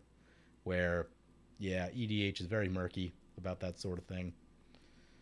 How much should you be trying to win? How much should you be trying to have fun? And that's a little bit different for everyone. And yeah, War Leader's Call is a bad time. That we don't if we don't die right here, the hole that we have to climb out of just got bigger.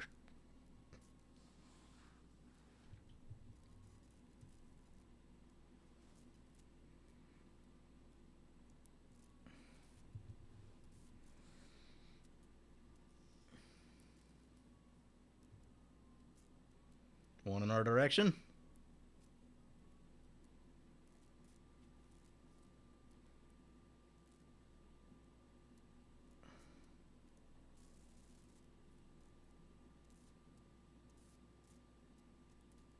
Oh my god, I think we're gonna live. I think we're gonna live.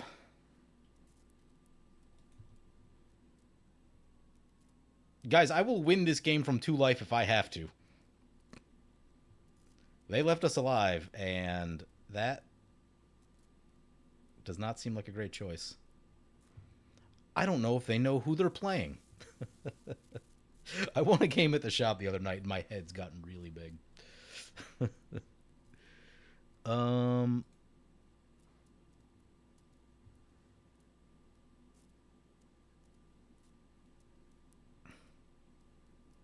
we do need a block with 2.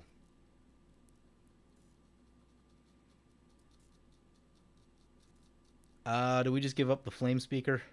Probably just going to give up on the flame speaker, even though, yeah, I think we're giving up on the flame speaker.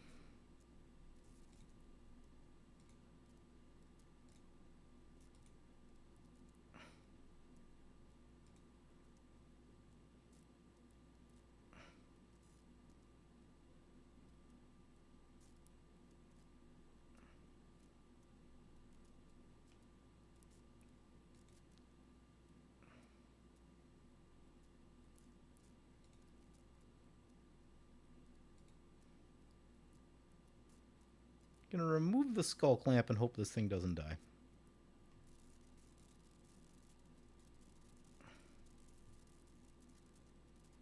Then we're gonna lay down the pickaxe and see who the pickaxe ends up on.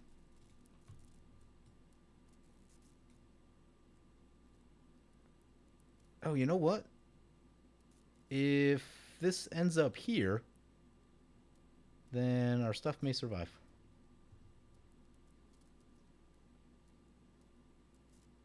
Where did it end up?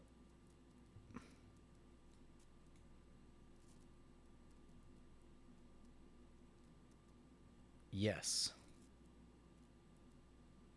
Okay. Okay. Oh, wait, no. Iroas. Yep. Iroas.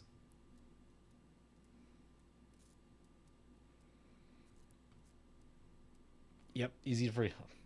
I always forget about one of Iroas's abilities, and it always changes the moment. In the moment, it changes on which one it is, but you're like, all right, I gotta block the menace that I got, but then you forget that, like, oh yeah, right, things don't die in combat with Iroas.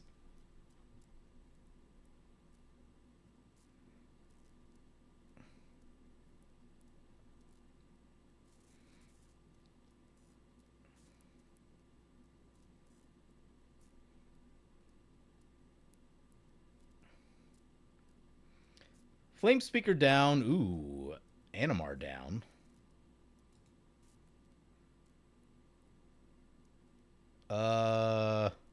This opponent survived at 3.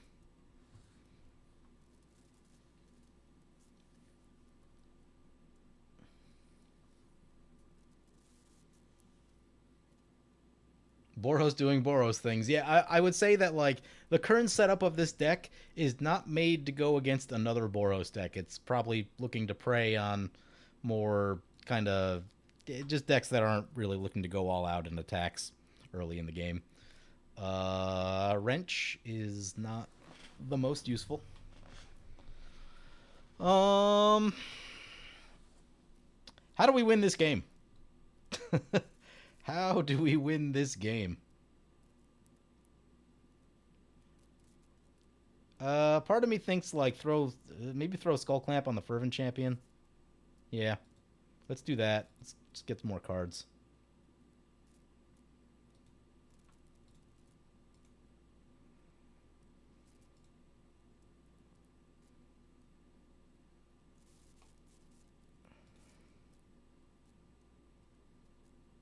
Soul Cleaver.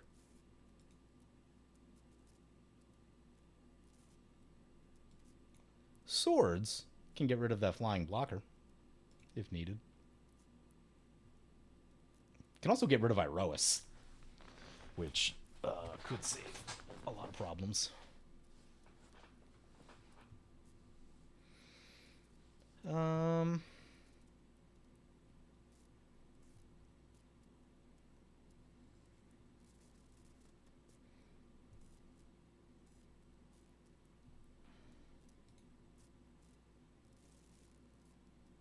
I don't necessarily want to kill the other player because they might have removal, and yeah, removal would be a thing. but if we want Mask of Memory...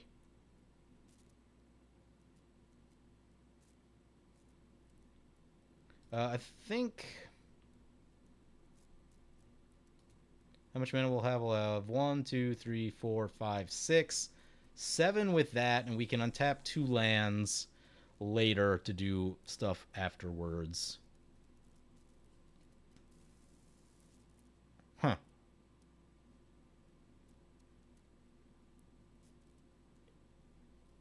I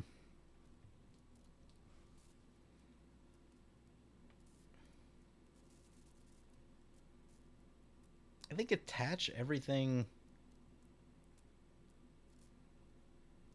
Yeah, just attach everything to Kazul.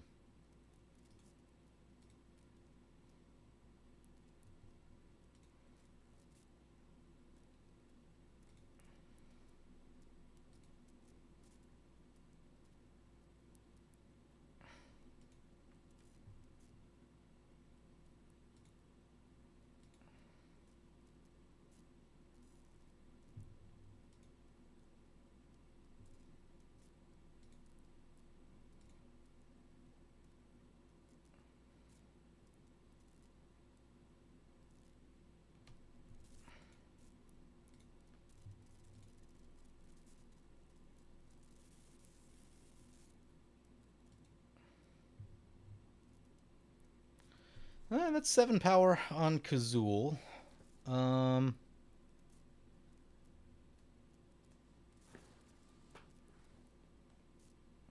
If we went Aurelia, can we get can Aurelia be mana neutral? So I think she can, because if the pickaxe makes 2 treasures, Aurelia can be mana neutral. Okay. Okay. Yeah, that's a thing. So this will be 7. If we hit twice, that'll be 14. Plus 2 from Aurelia is 6 more, so that's 20. That's 20 damage.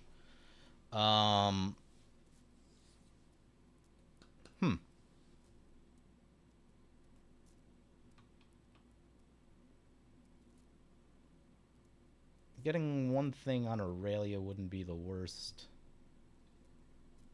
idea.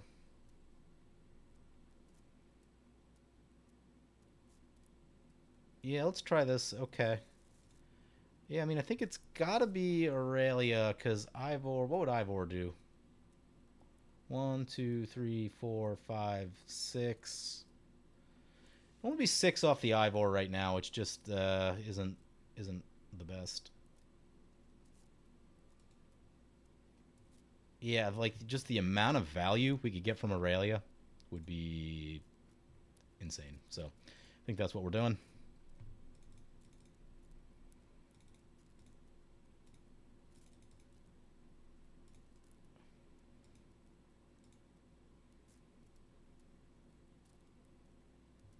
Play the plains. Try to get the wrench onto Aurelia.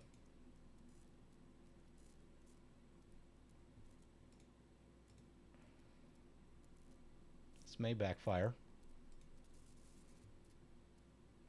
Use the ability. It's on. Okay. Yeah, swing away. Swing away.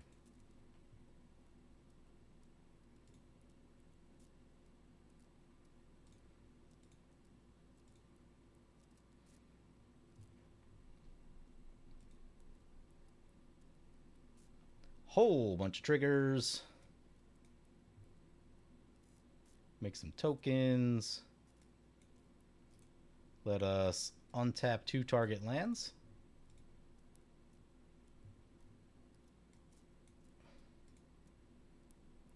Draw a card, treasure, combat. Does this thing have vigilance? It does. That is good.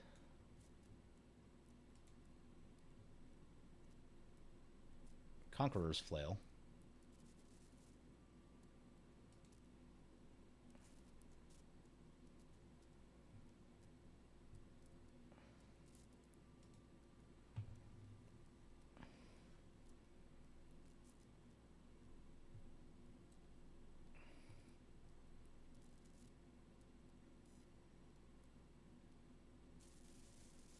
One problem, we still have the War Leader's Call to deal with.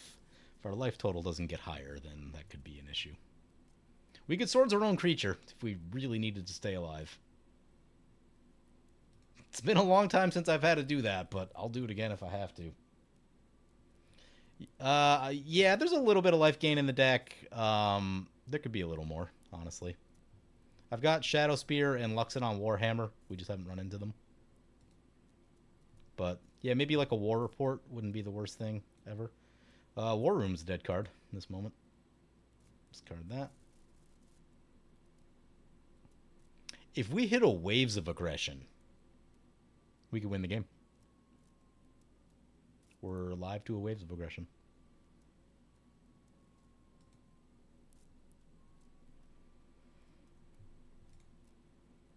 Do it all again.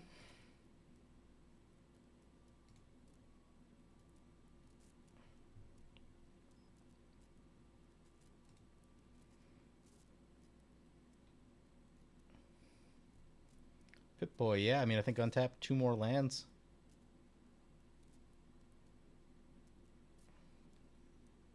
Well, let's think about it.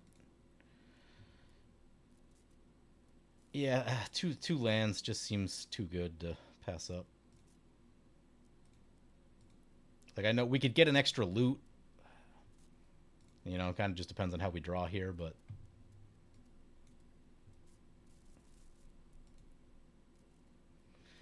Mana to do things is probably where we need to be.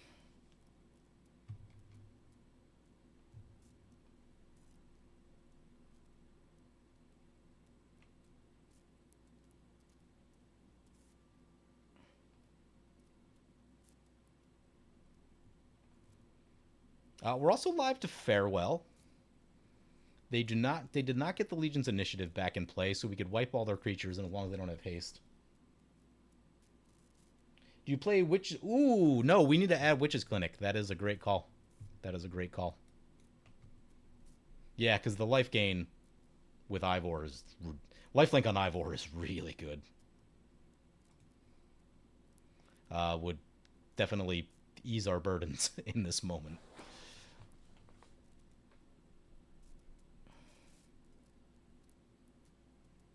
Opponent scoop. That, my friends, is a Settle the Wreckage. Problems are the Firemane Avenger and the War Leader's Call.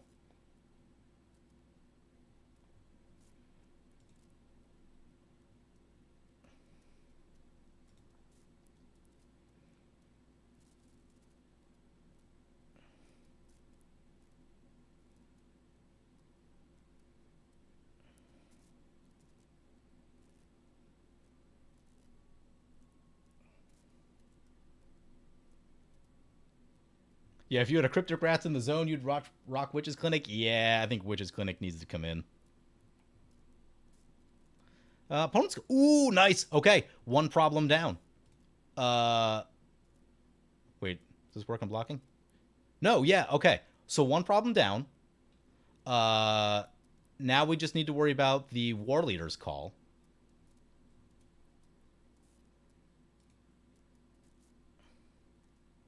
Draw 2.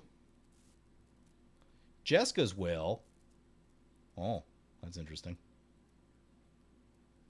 This looks like a dead card.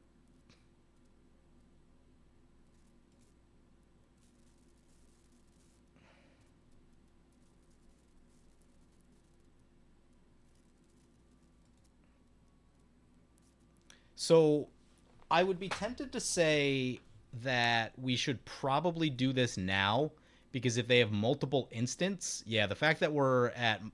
They could cast a spell, put the thing on the stack, we try to Swords, and then they cast like 2 more spells, and then we would die. So we don't want that. Does more mana help us in this moment? I don't know that it does a lot.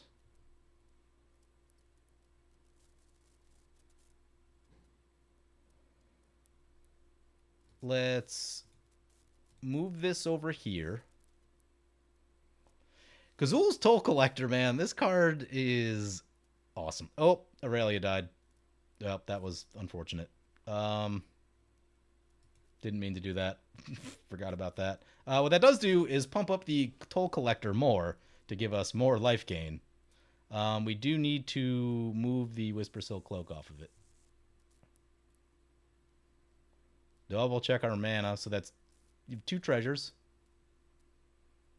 3, 4, 5, 6. Can't use that one. We could use it after... Okay, yeah. Okay, so after we gain the life, we could use Ancient Tomb to settle the wreckage. And we should be okay there. So we need to...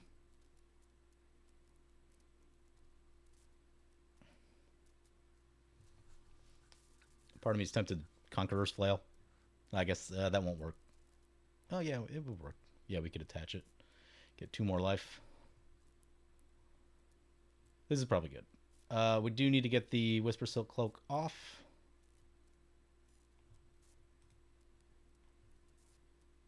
So we will use this ability just because it's cheaper. Actually,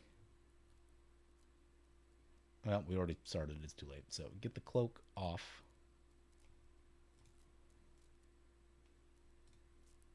Sword's our own creature. Sometimes you gotta sword your own creature.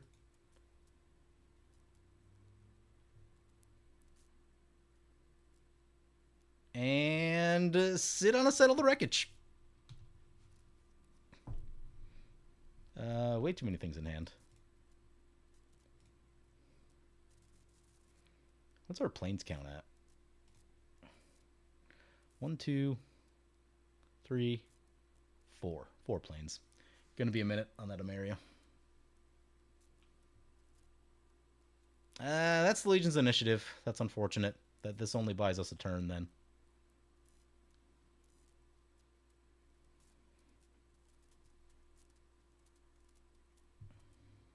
You know what, though?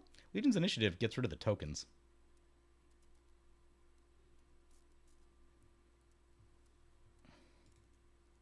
War Leader's Call.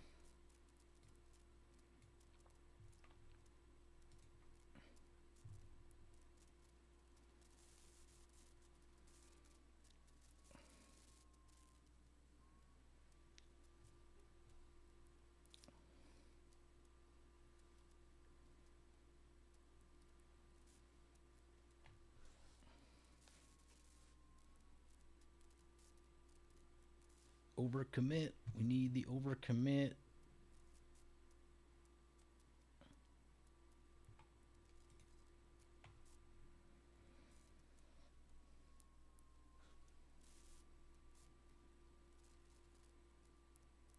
Oh yeah, we have Arden. Good thinking. I'm like, thank you for remind. Uh-oh. Lightning Helix.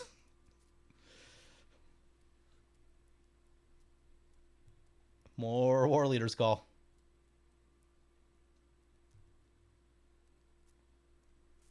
Direct damage is not good for us.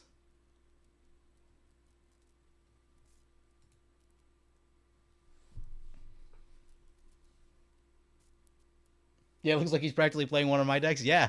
Yeah. I mean, theirs is a little bit newer. I haven't updated mine in a couple years. War Leader's Call and Nyali are nice additions. This might have been out around the same time. I just don't think I had one. Oh! Here comes the overcommit. Don't kill us. Don't let us die. Don't let us die. Don't let us die. What is this? Dinosaurs. Man, tap 2 artifacts or creatures you control. Yeah. Okay, so we should be able to settle the wreckage of them into oblivion and walk away with this game under our belt. Another War Leader's Call.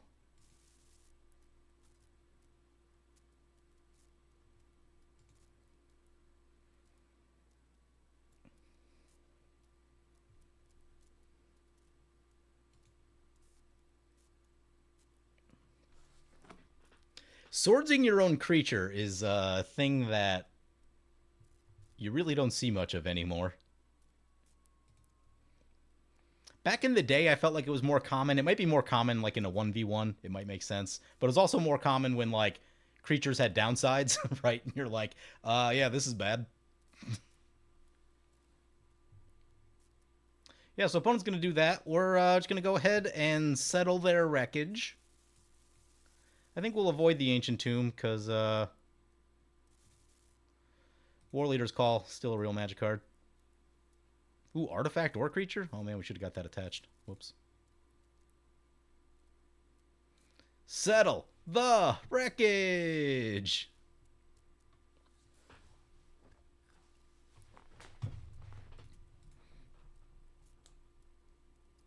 Yeah. Oh, yeah. Good point. So doing it on our turn also did save us from Lightning Helix, because they could have just Lightning Helixed us to death.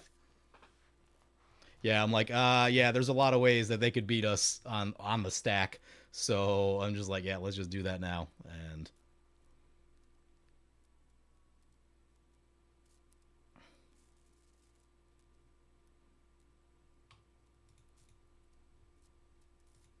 opponent says gulp. Smiley face.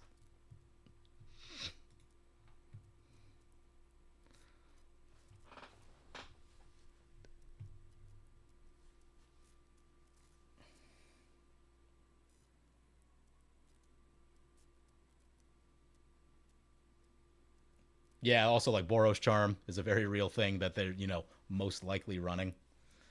End step. You know what? We're gonna Conqueror's Flail at the end step just so they can't cast.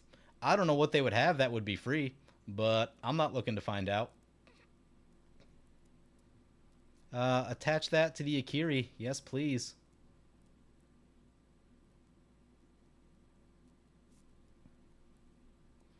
Um, Play a Plains, I guess.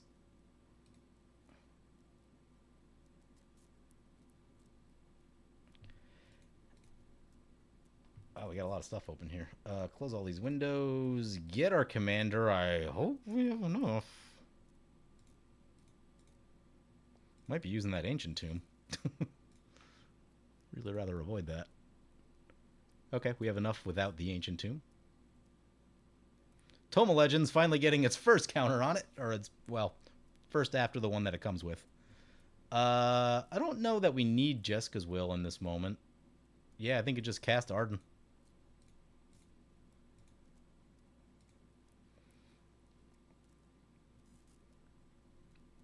I gotta read this because I always mess this up. At the beginning of combat on your turn, you may attach any number of auras to target permanent. So you target the thing you want to put everything on. That's important.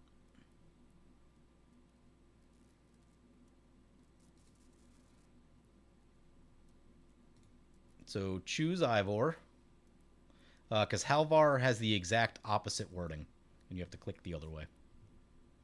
And I messed that up. Yep, just put everything on there.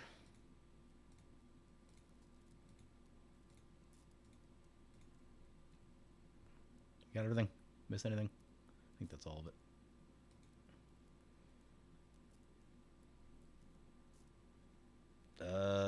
We got 7 equipment. 1, 2, 3, 4, 5, 6, 7, 8. Yeah, this should do it. Guys, I almost just clicked past our combat. I was just about to hit OK, and I'm like, I better double check this. Send it. Triggers. That one. That one. That one. We'll untap 2 lands.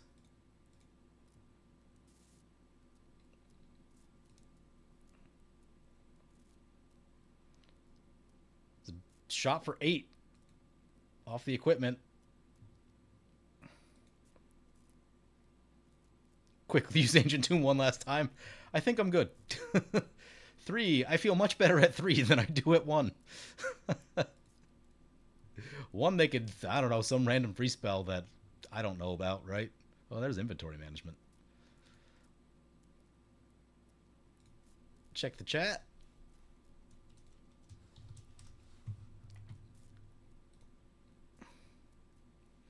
Give him the old GG.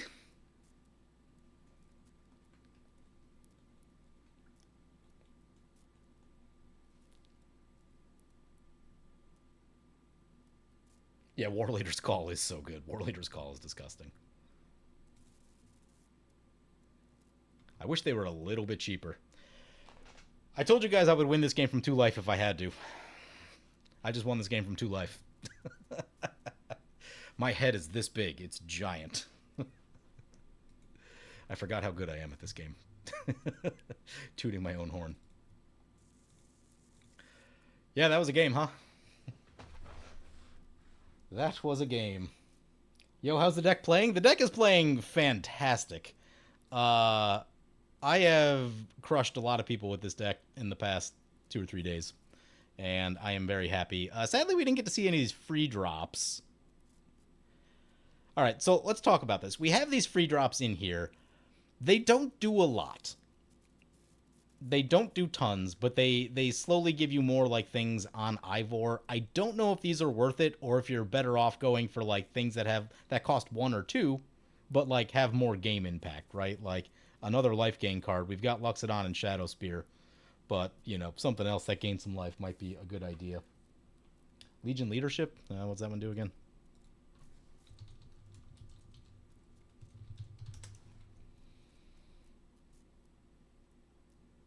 Waves of Regression is in all my lists, and you've never seen me cast it. I cast it a bunch of times yesterday, actually. Oh yeah, Legion's Leadership. Yeah, let's get that in. Let's get that Witch's Clinic that we talked about. Not because it's bad, because you happen to not draw it. Yeah, right. Sometimes you just don't run into it. Yesterday I ran into a bunch of mill decks, like a few of them, and Waves of Aggression is the ultimate punishment against mill decks. He's like, oh, I have a decent board. Okay, I attack you. Now I attack you again, and now you're dead. And that's always good. Let's get this Witch's Clinic.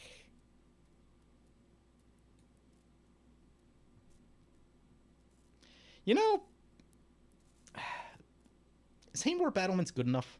Like, our commander has haste. Our other stuff doesn't, but... I mean, realistically, we probably need the land count to be a little higher. So maybe we just leave them all. I don't know what we're cutting though. All right, I'm gonna cut this thing and this thing. Oh, I gotta get Cassandra and what's the spear there? Spear of Leonidas. Those are ridiculous. You've replaced Waves of Aggression for Full Throttle in my decks. I like the fact that Waves of Aggression just sits in the graveyard, because there's a lot of reasons it can end up in the graveyard. Hall of the Bandit Lord is good for some decks. It's not... Our commander has haste in this deck, so for us, I don't think it makes a lot of sense. But for like mono white, I've actually been liking Hall of the Bandit Lord a lot. Yeah, Spear is insane. I cut it just because I know it's insane, and I was trying to look at some other stuff. Whisper Silk. This was the first game with Whisper Silk, and it was incredible.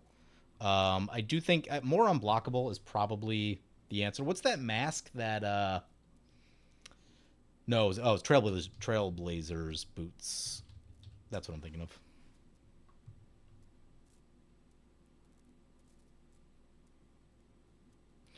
Trailblazer boots probably need to come in here. That unblockable thing is...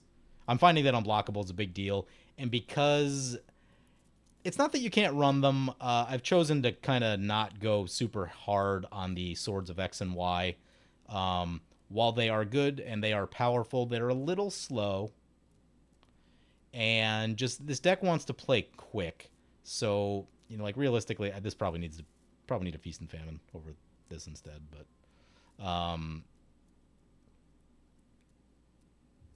Regalia? Oh, yeah, what's Regalia do? That's similar to Trailblazers.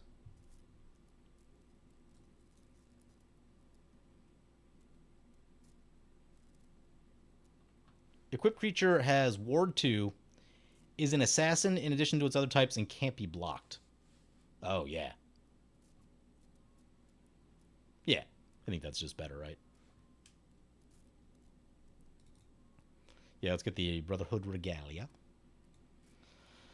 Now we're back to 101. It's not great. Is Armory Automaton too cute? It might be. It might be.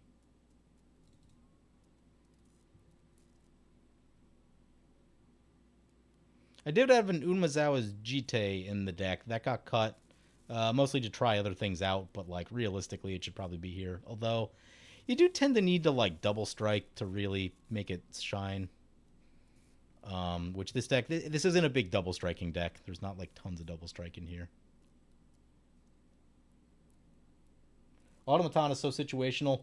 Yeah, it is, but it's very cute. Like, I like the fact that you can equip other people's stuff. That makes me happy. She would put a Masterwork Ingenuity in here, because that's a 1-mana equipment, right? And if there is a good equipment on the board, then you can get more of them. That's interesting. I've also been teetering with Honor Warrant Shaku. The question is whether there's enough legendary equipment in the deck to make it work.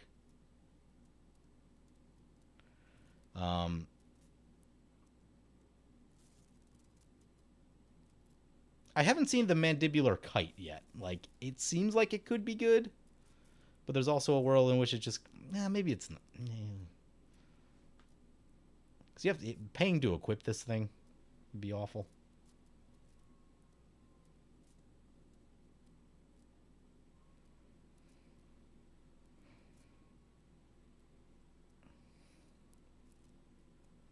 It does seem meh. If the equip cost was lower, it'd probably be fine. But we do have like many free equips in the deck. That said, it's flying, and flying is useful, right? Yeah. So like, it's these cheap equipment, right? Because like you run all these cheap equipment because you just need them to be cheap, and they're like not always the best. But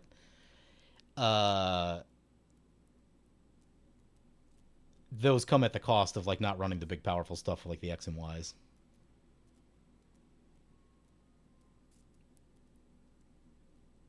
It's better in Mass Equip. Yeah, there's a lot of Mass Equip in this deck because it's like this deck does lend itself to that, but yeah, like actually ever having to ever actually pay for that would be pretty awful.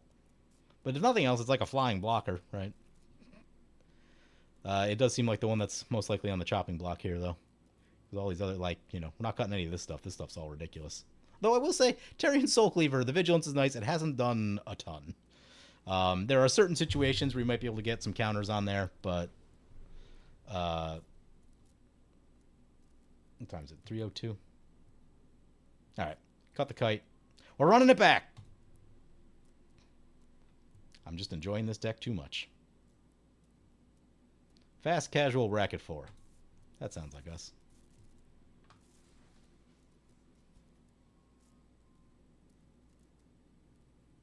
Yeah, the X and Y swords really hate red and white equipment. There's a lot of colored equipment now. If you can get here quickly, sure. This is a public game that I'm just kind of. The Cleaver is insane with treasures or someone already joined. This is definitely gonna be my last one. I need to go take a nap after this. I stayed up way too late playing Magic last night.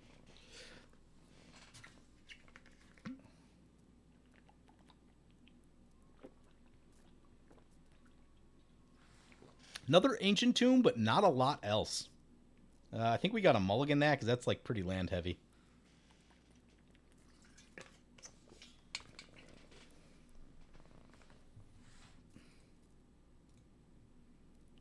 Chulane, huh?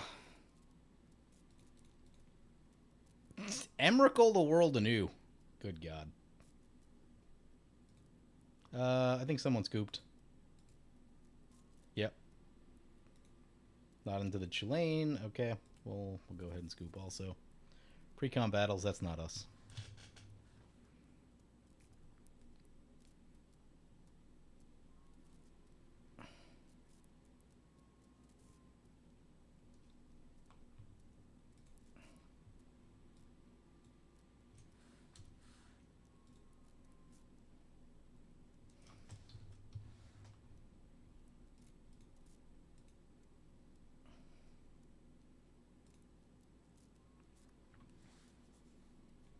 One cleaver for another cleaver. They cleave together. I need to get to that other. What's the other one? Oh, hey, Jeff's here. What up, Jeff?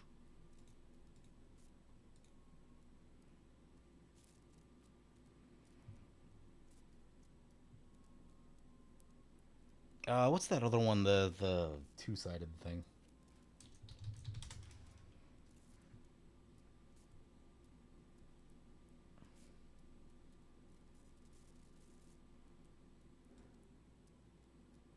Yeah, I would love to do like the big mana thing, but it's just like we have so much going on already in this deck that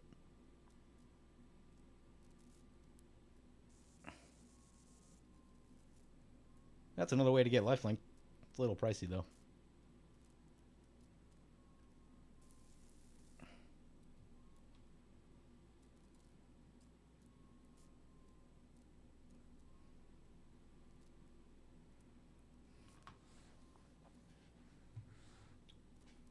I really haven't used Regalia much, but it looks very good for what we're doing in this deck. Ward 2 is always just super annoying. Love that. Yeah, I guess like for some decks, like with Aurelia, I probably wouldn't necessarily run this because she has flying, and with Aurelia, you're always trying to get size. With this deck, the size isn't as important. Like you do want to get some, but it's not like again, like we talked about Rayav earlier. Rayav, you need size. Um, so yeah, because we don't need the size, then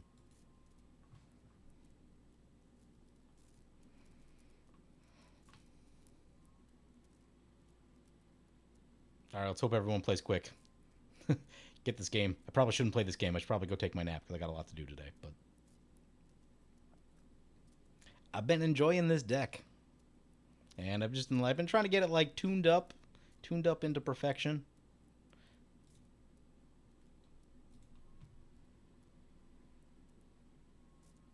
Yeah, Aurelia can crew stuff. Aurelia can do a lot of things quite well on her own. What do we got here? Pip-Boy is some looting. Prophetic Flame Speaker is cool. We don't have the colors for it, so that could be a concern.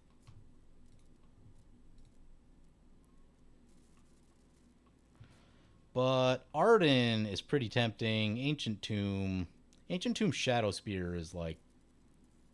I'm going to try it. Hopefully we draw red mana. We might have to loot some stuff to try and get... Because if we can get the Flame Speaker in a timely manner, then we should get enough value to sustain ourselves. Areni, the song ending. Flying, protection from white and black. Don't love that. Deals X damage divided as you choose among any number of target creatures and planeswalkers opponents, where X is the number of lands you control. Great. So, Ramping Dragon? Ugh. Sure, that's not going to be great. Sword of X and Y would be good for that. I think we only have one left in the deck.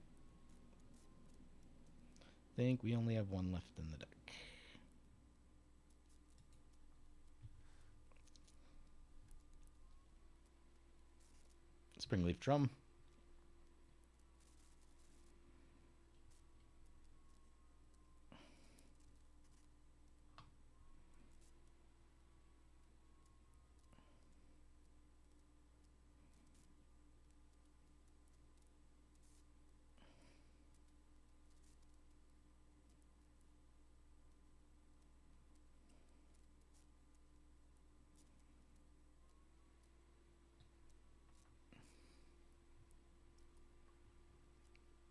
Toma Legends is helpful. Yeah, we'll go Ancient Tomb into the Toma Legends. I was almost going to not play the Ancient Tomb first and go for the Plains, but Toma Legends makes it totally worth it, I think. Question is, can we get to, if we can get to like a Pure Steel Paladin or something ridiculous like that?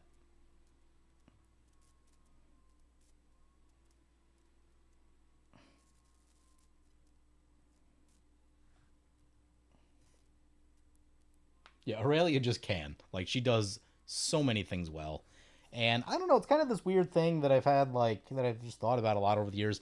Most commanders, most commanders that get printed, especially ones from, 2010, 2012, uh, they tend to do one, maybe two things well.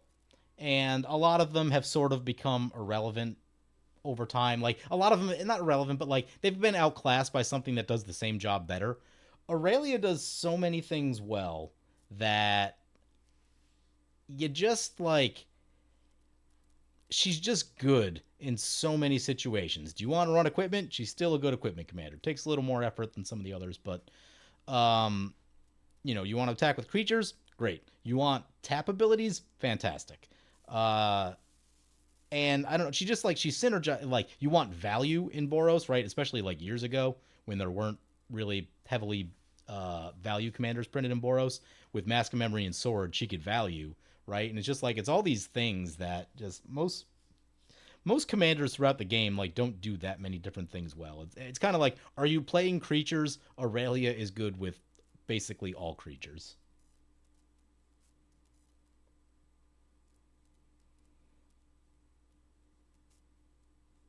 Extra combat's got weaker over the years? No way. No way.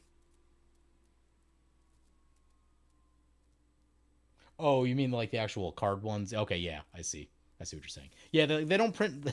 They haven't print one. They've never reprinted Waves of Aggression. There's exactly one printing of Waves of Aggression, which is why they're rather expensive. Um, let's go. I'm gonna go for Arden right here.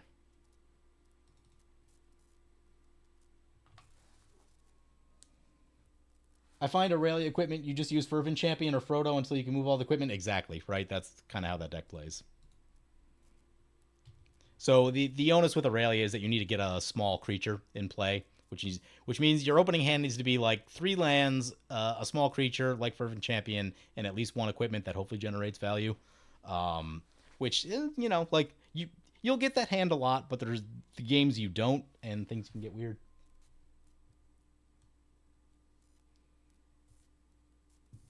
Yeah, I would love a new. I would love another Waves of Aggression. Uh, yeah, the art is like, I mean, I love this card. The art isn't my favorite of all the arts that have ever existed, but I tend to like the original art for a card more than the new stuff. Um, there are very rare instances where I like the newer art of a card better than the older art. One of the very few that I can think of is Ray of Dawnbringer.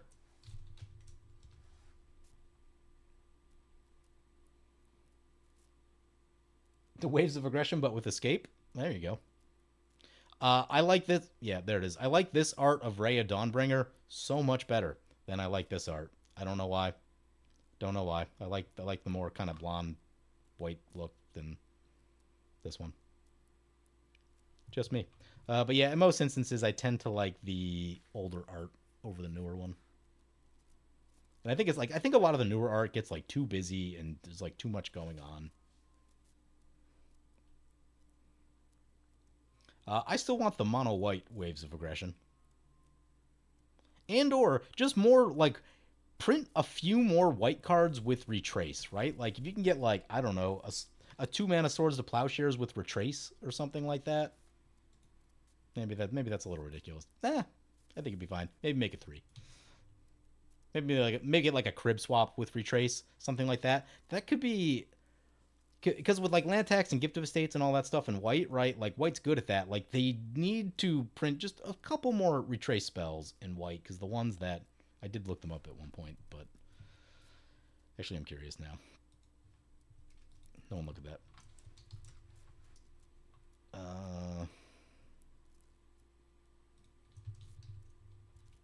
Nope, that's the wrong box.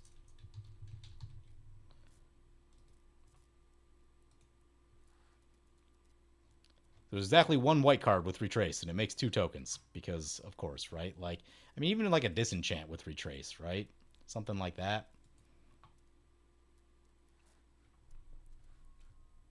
We got our mono white extra combat. What'd we get? What's the mono white extra combat?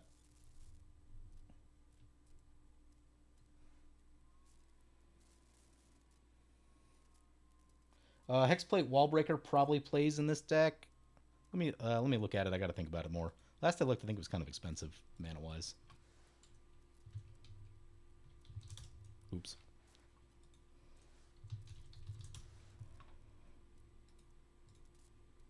Brilliant Restoration is very much a late game card. That's unfortunate. Let's try the Tome of Legends.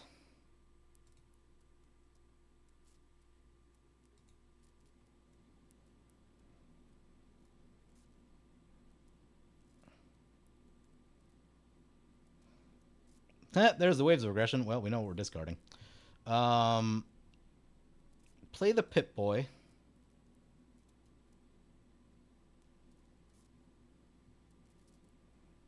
Play the Skull Clamp in case Arden dies for some random reason.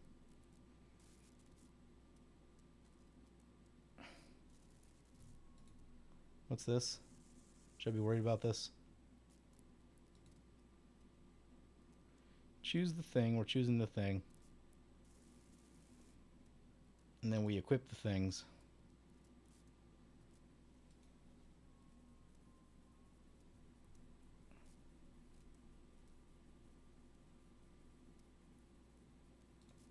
I don't really know what this deck is, but we'll just go over there. Pip-Boy, we're going to loot. Whenever one or more opponents exile top card of that player... Oh. Yeah, maybe we want to be careful about that. Will we exile? Deflecting Squad is good, but we actually don't need it in this moment. Rite of Flame, if we find red mana, can get us to the Flame Speaker quicker. So, that's okay.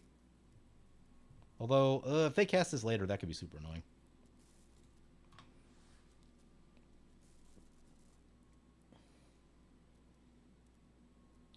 Genji's Gloves. Gotta look that one up. Oh, yeah, the Hex Plate. So it's 5 mana. You get a 2/2. Actually, it's 4. Comes in 4/4, right? Whenever equipped creature attacks, if it's the first combat of the untap each thing. Yeah, the problem is getting it equipped. Because you need it equipped to, like... Because a lot of times... Because Eivor's a little expensive, right, at 5. So this would be competing a lot around the same spot. It's not bad. Like, it's certainly very playable. For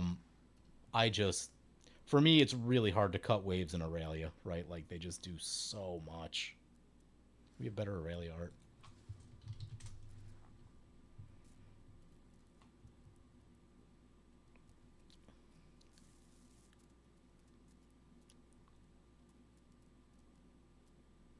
Did they never put that promo of Aurelia? Well, I guess they didn't.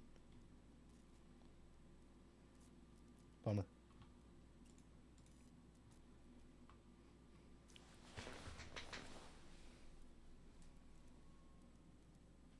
$14 double strike in 2 combats. Cloud instant, equip hammer, and equip gloves. Yeah, Cloud is insane. The casting costs are harder to circumvent, yeah.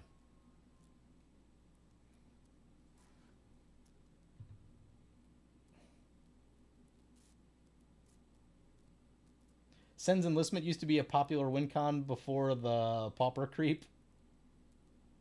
Nice. Yeah, can we just get, like, a few more... Just give us, like, a couple decent white cards with Retrace that, like... Arden down? No, they didn't kick it? Hey, lucky us. Lucky us.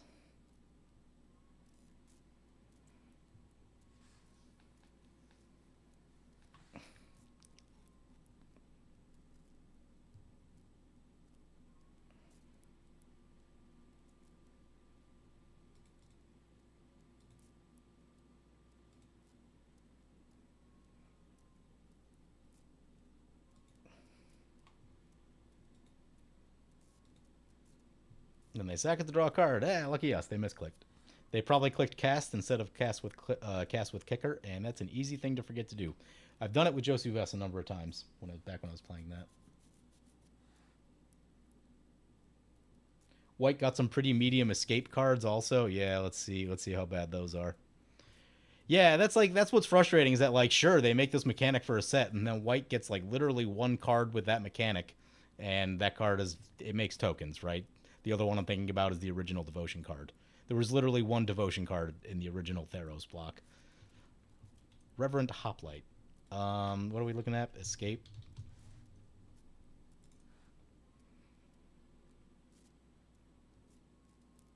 Cool, so I can escape an aura that gives 1/1 and vigilance. Yep. There's literally nothing else we could think to escape. Bone Shredder.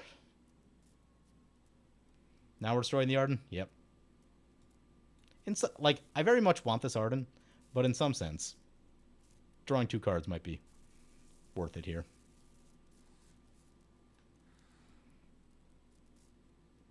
And that is why we equipped the Skull Clamp and not the Shadow Spear. Wait. Oh, no, they shot that thing? Oh. Well, I was kind of looking forward to some card draw. Now we have a question of, like, what if we don't draw a land this turn? Are we pitching Brilliant Restoration? Don't love the sound of that. Dusk Dawn is neat. Dusk Dawn is neat in the right deck. It's a little niche, but in certain situations, it is actually a very cool card.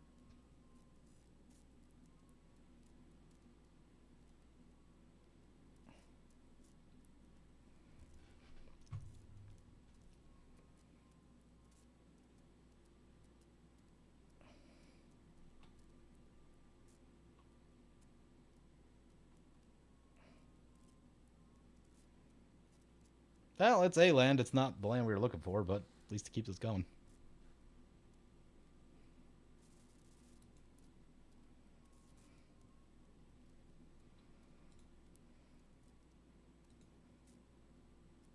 Play the Shadow Spear. Probably shouldn't use the colored mana.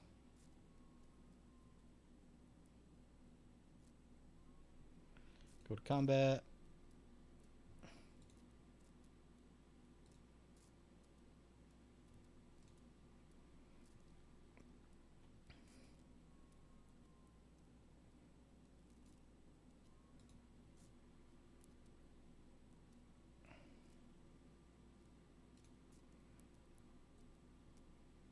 Let's start going after the mono black deck.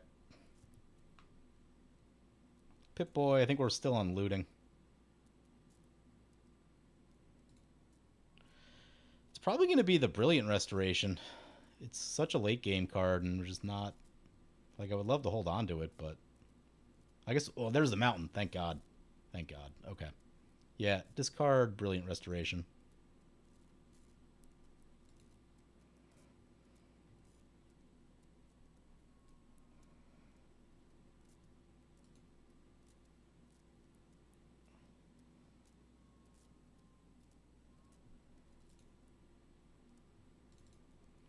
Well, we already played a land. That's unfortunate.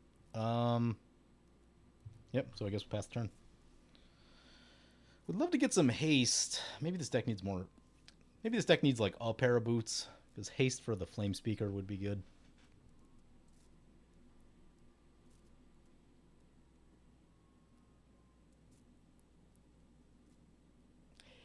Yeah, Savine's Reclamation was in here. And then I cut it just because, like, there's so many 3-drops in the deck. Like, there's 4 million 3-drops that I want to run. And, you know, you got to cut some of them, right? And I was figuring, like, you know, Savine's Reclamation is good if you're getting back a Sword of X and Y. It's not necessarily going to be, like, you know, getting a Pip-Boy back with it. Like, you know, it's fine. I think so. That's why I kind of went with, like, Brilliant Restoration, because it's, you know, when you can get back, like, one powerful item, Savine's makes more sense, I think. But for, like, 2 1-drops, Savine's is like, you know. But if your creatures start dying, you can get your creatures back. So I've given it a lot of thought. Really, it's just a problem if there's, like, not enough room in this deck for anything. So Hunter's Insight, yep.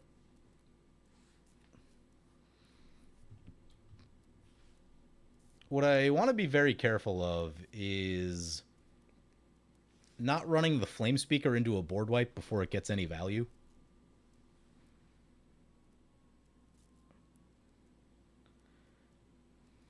Which means next turn I think I might be on Eivor. Because I think Tome of Legends, getting counters on Tome of Legends, I think is a safer bet. Yep, the one coming at us. Have you ever tried Enduring Courage? No.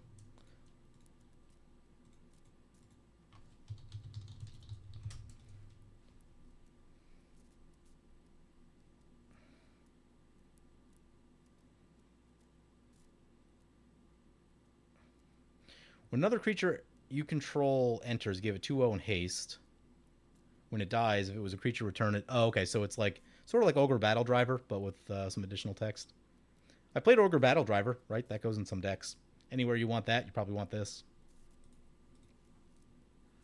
Echo cost.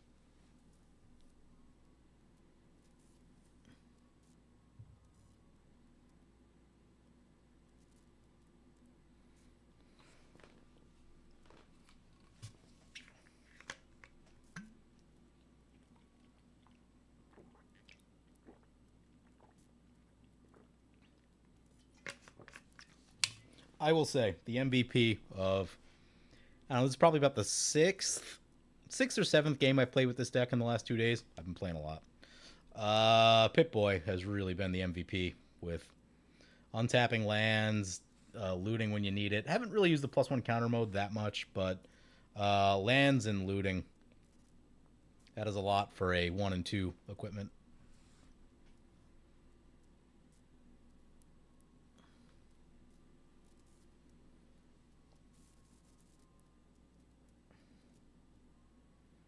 Now it's going down, yep.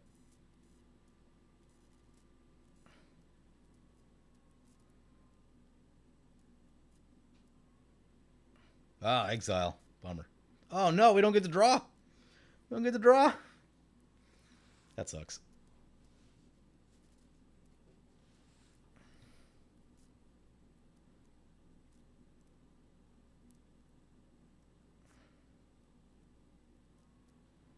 Orin Frostfang. What year is it? Oh, that card's disgusting. I'm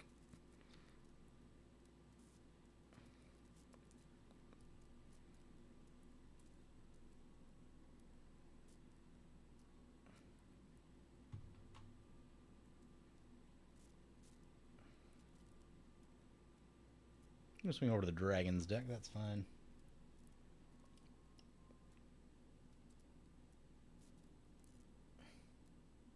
I have never rated Pip-Boy, but have actually ordered one during this stream. Yeah, I don't actually have any in paper, and it might be high time that I go order a few. Cause, yeah, I'm telling you, every game that it showed up, it's done a lot. Untapping 2 lands, especially an Ancient Tomb, so good. And it might be the thing. If you're running this, maybe we think about what's it called? The Boros. What's it called? I haven't run it in so long. I can't think of the name of it. The bounce pickup land that taps for 2, right? That might be a thing we start thinking about. That's Blackblader Forged. Those are good. We don't have the mana to equip any of that. Yeah, I think so. We're just.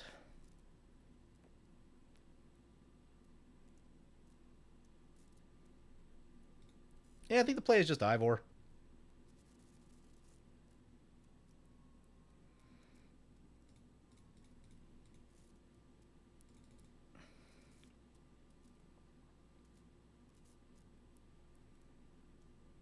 Like, I want to get this Flame Speaker going, but I'm still nervous about the removal. It just seems like a removal-heavy deck over here.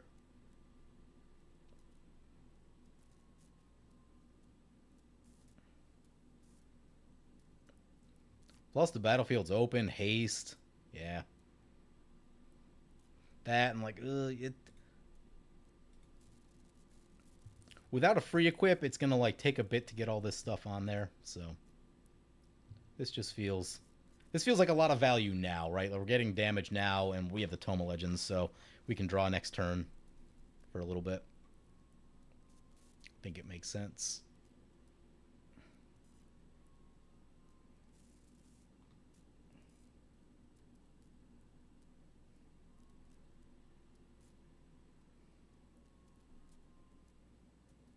Boros Garrison, that's the one. Yeah, like, if we're starting to run this thing a lot, maybe we bring back the Boros Garrison. If we're running the Boros Garrison, then we probably get, make sure we got our Sojiri shelters and all those sorts of things in the deck. I need to get that other one, Witch Enchanter.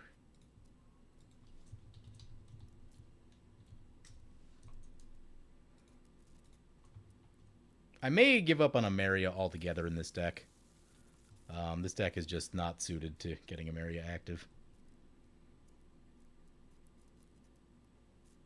Exile an instant and sorcery card from each graveyard. Yeah, I'm sure I'm not going to like that.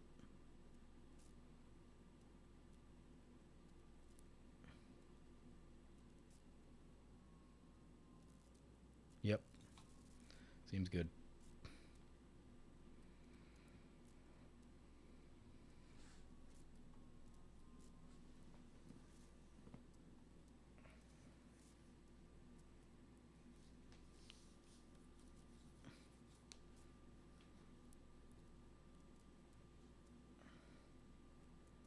Encroaching Dragonstorm. Search for 2 basic lands. Whenever a dragon you control enters, return its stamp. Oh, that seems good. Wow. Yeah, for Dragon's deck. Absolutely. Should get that for my Ur Dragon.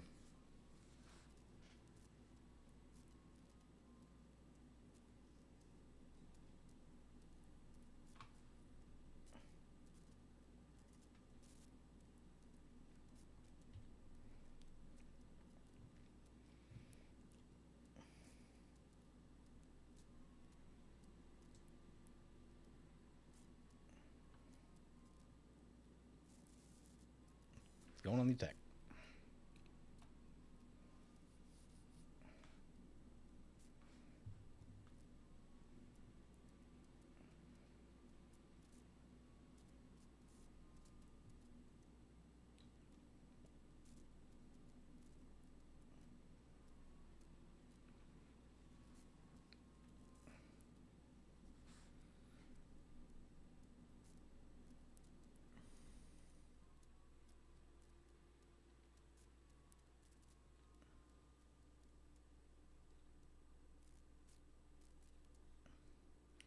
See what the mono black deck is thinking.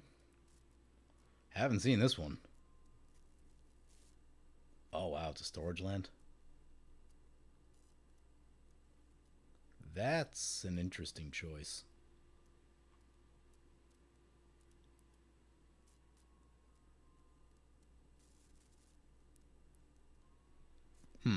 Must have some sort of proliferate or something.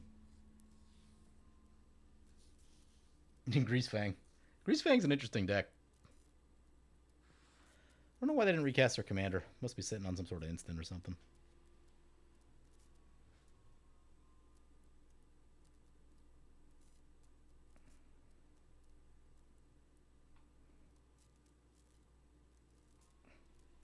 Opponent doing some attacks. I'm about to draw some cards.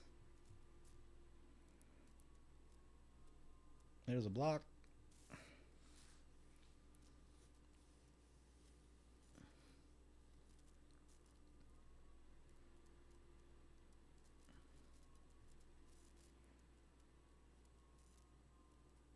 Cultivator's Caravan. I remember that card.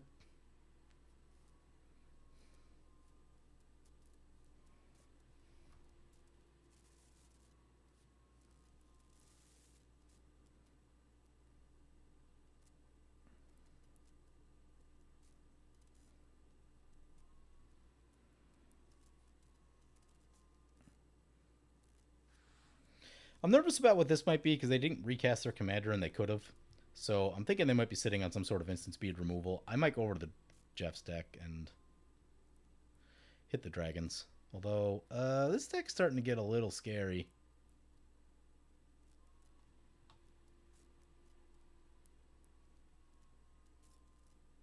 Oh, opponent disconnected.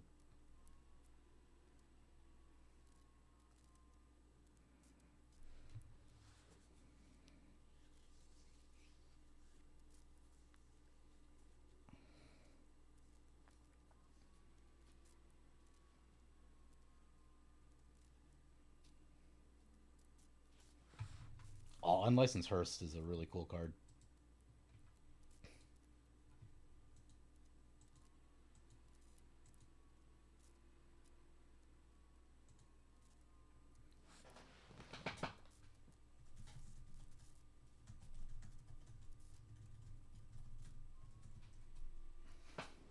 There's a land. We like land. Play the land. Crack the land.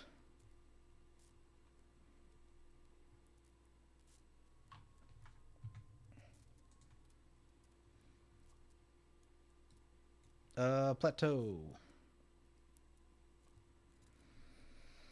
Let's try to equip some stuff. Let's get the Pip-Boy.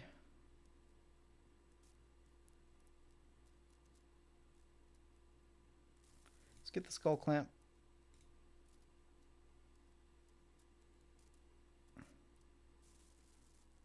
Yeah, and the Shadow Spear.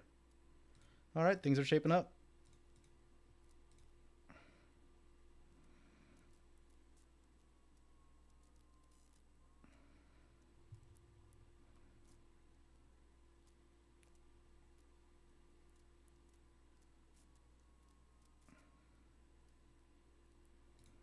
Send this over to Jeff.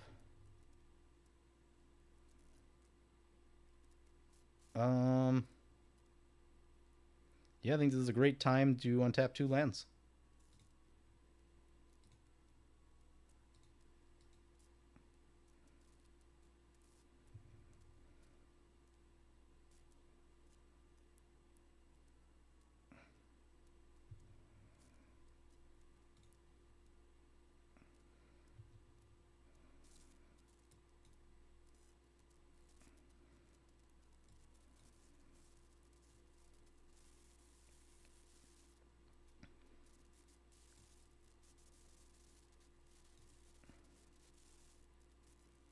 What do we got? This is going to be 2 attacks for 3 equipment, so 6 damage times 3 is already 18 to opponents off just these triggers.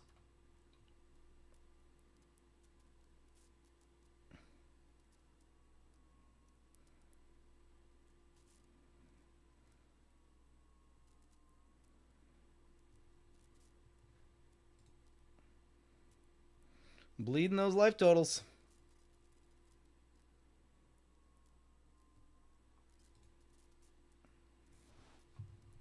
Ooh, NAR's going up. Love that. After all this Ancient Tomb business. If we had some lifelink, I think in the game that we lost there, because I think we got ourselves pretty bad with the Ancient Tomb throughout that game. Or was that last game? I don't remember. I played a lot of games with this deck now.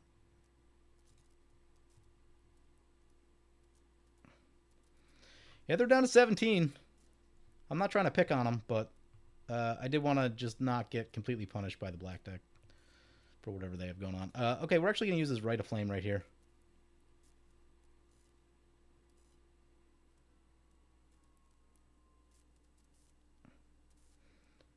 Get... Oh, nope, not that. Not that. Get the Flame Speaker.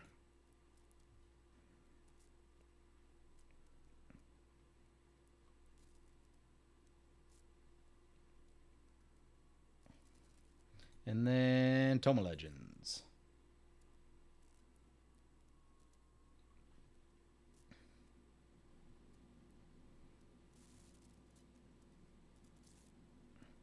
Another land. Okay.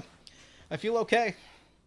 We have another draw coming with Toma Legends. If we can get the attack off with this thing, then I'll feel very good. Pip-Boy getting so much done.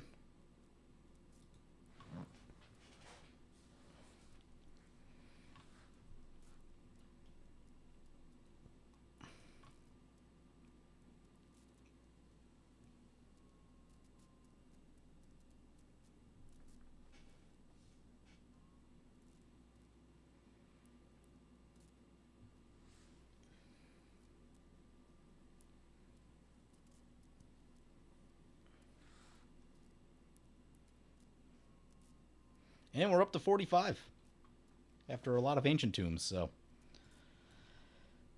gotta love the lifelink.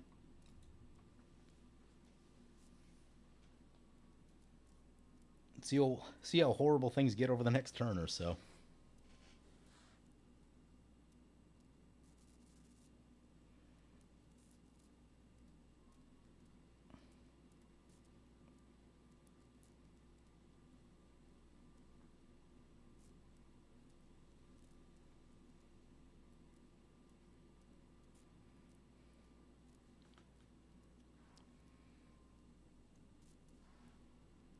Hunter's Insight is back.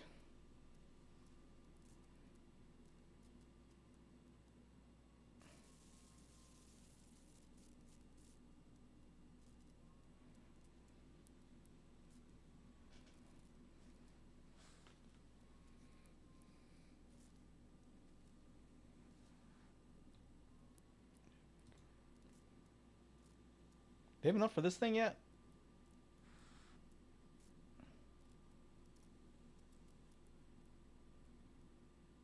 Swinging at us.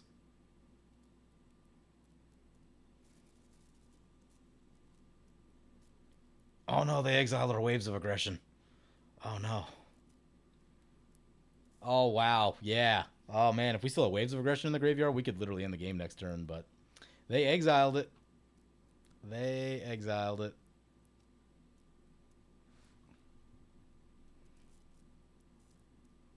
Yeah, it would literally be game.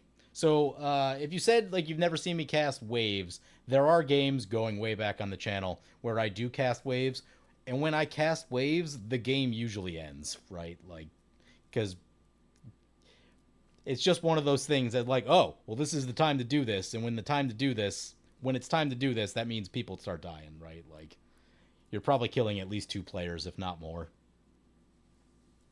Waves to graves. Yeah, sad. That card doesn't need a reprint though. Please give it a reprint somewhere. Love to not pay $20 or whatever they are for.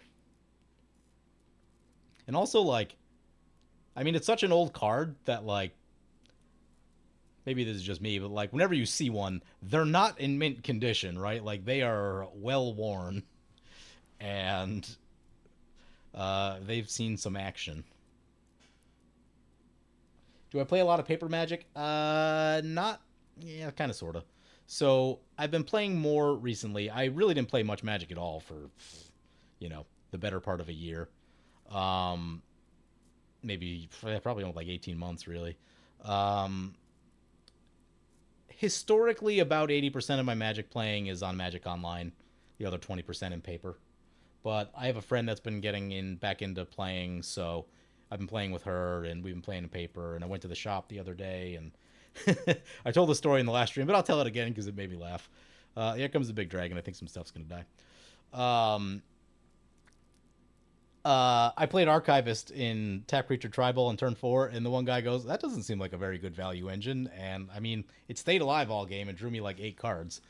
And then I blew up everything on board with a Kamal, and no one had anything, and just everyone was like, "Wow, I can't do anything," because they couldn't answer Kamal, and Kamal had an untap and plus some other untaps and a Kiki and whatever. So yeah, just I was feeling good after that game because I joined and they were like, "Yeah, we're playing kind of mean decks." I'm like, "Okay, this is this deck isn't super mean, but it's okay," and just schooled the table. Tap Creature Tribal.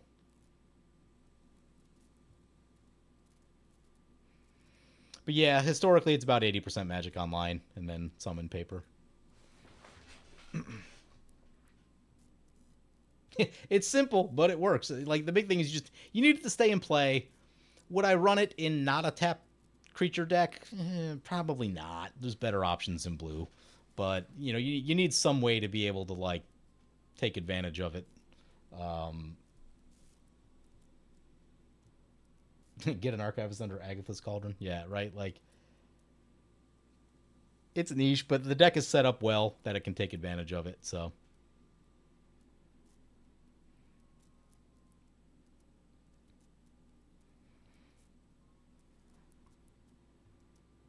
we get nuked.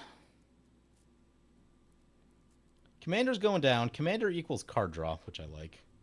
And they're gonna try and get rid of the Frostfang. Yeah, I would like to see Frostfang go down. That's a disgusting card.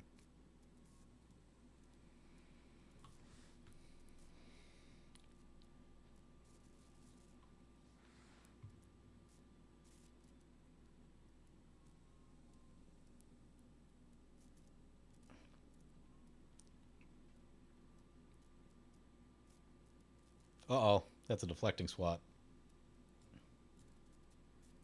That is our deflecting swat.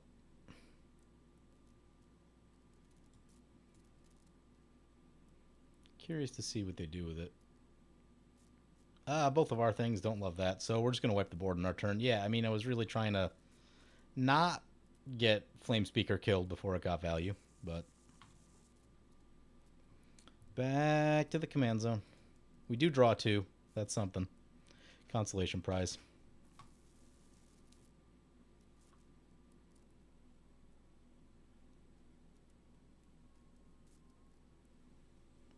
Shraman Headmaster.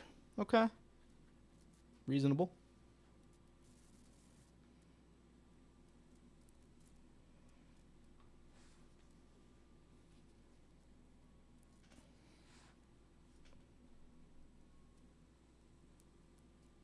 Who's the best girl in Magic and why is it Avacyn? Strong case for Rhea Dawnbringer.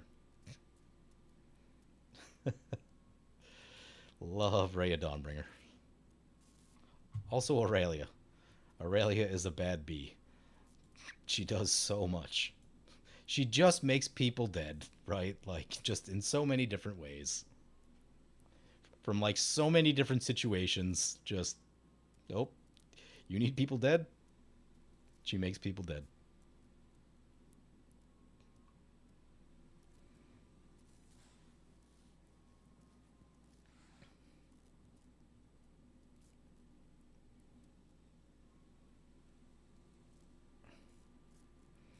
Yeah, that seems like so incredibly slow to ever be useful.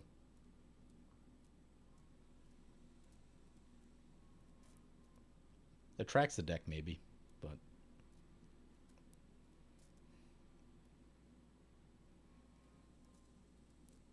Raven Guild Initiate? What?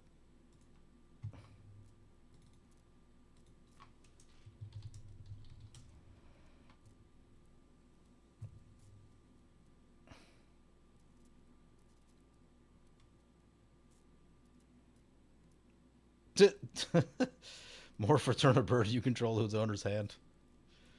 Yep, got me with that one. Ooh, Smothering Abomination. Okay.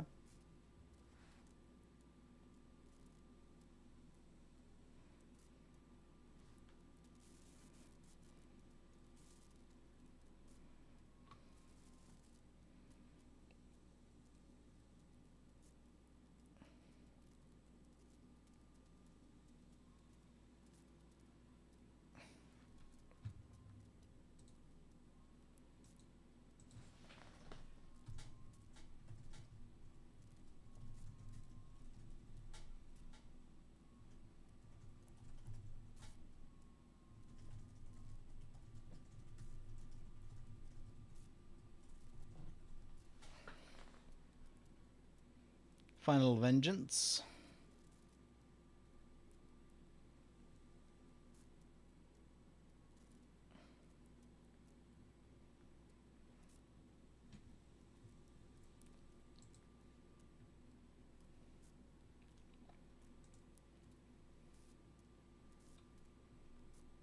This girl's Miku. Mana Vault.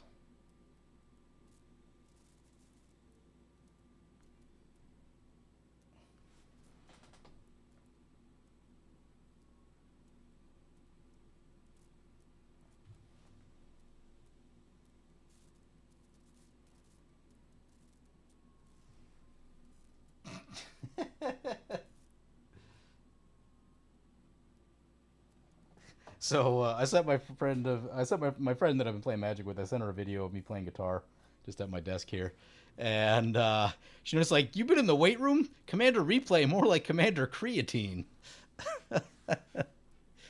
I have indeed put on a little bit of muscle.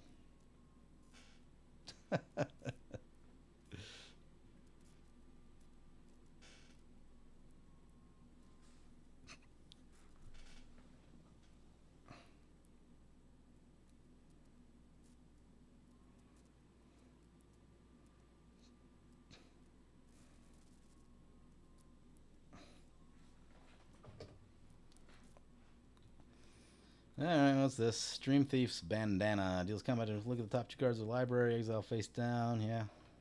More of that stuff.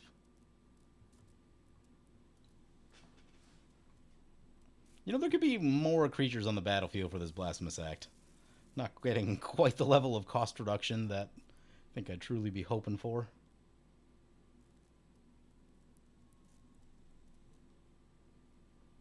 That cost 8, 1, 2, 3, 4, 5, 6, 7, 8, 9, 10, 11.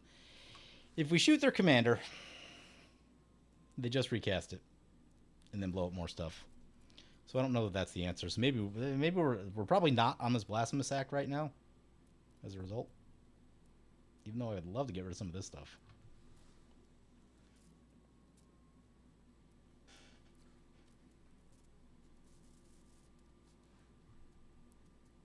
No, I'm going to trade that.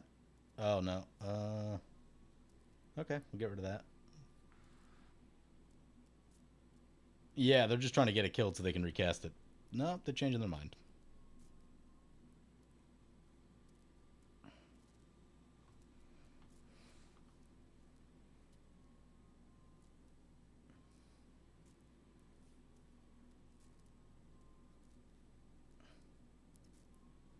That's a lot of triggers.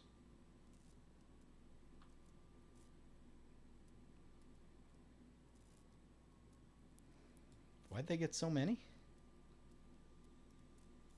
I only have 3 creatures. I don't understand.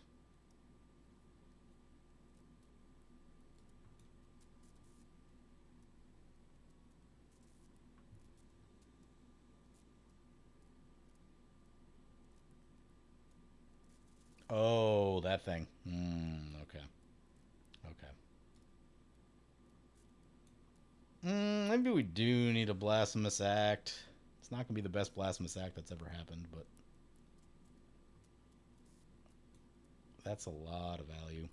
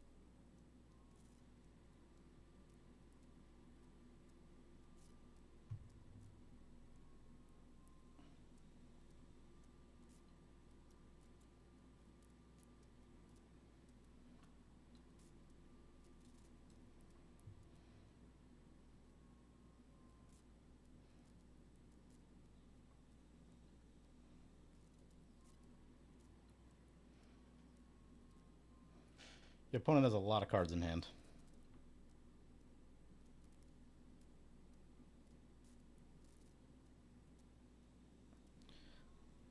Hopefully they cast like a bunch of small creatures and then we get a super cheap Blasphemous Act. That'd be the thing I'd like to see.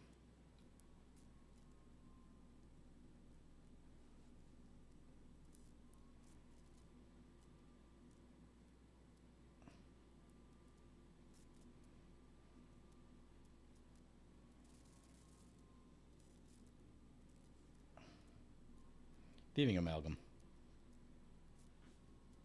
Yeah, I mean that's probably worth a Blasphemous Act now.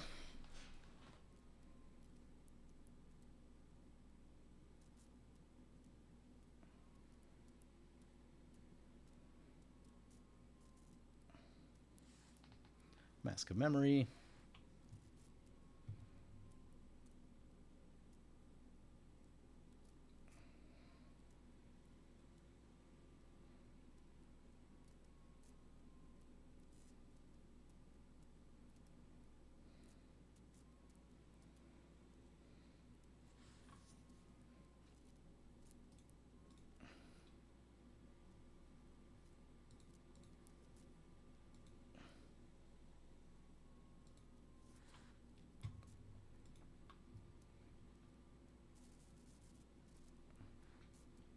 Wrench.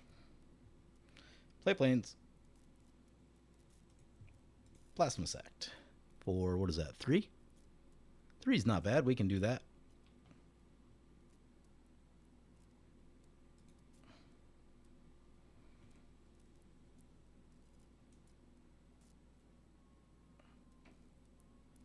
Clean up the board.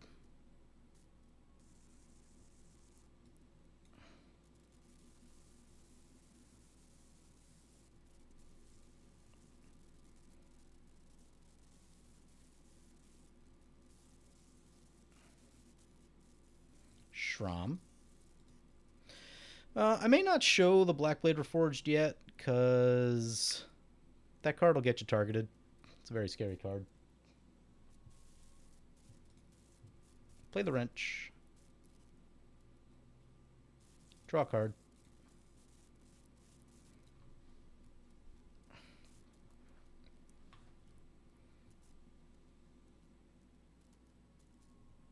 Whisper Silk is very useful.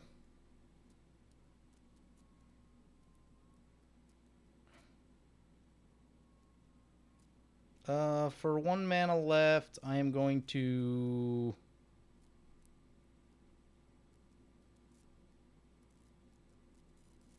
Yeah, we'll just Toma Legends. I was torn between that and equipping Skull Clamp, but we'll just Toma Legends. Get that extra card banked up.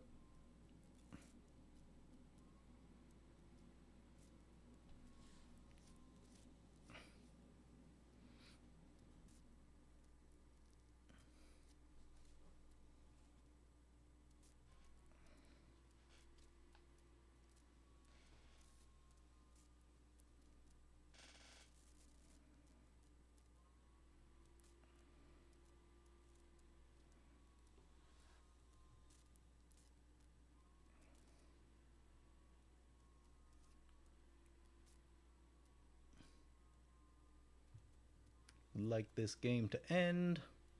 Like to go take my nap.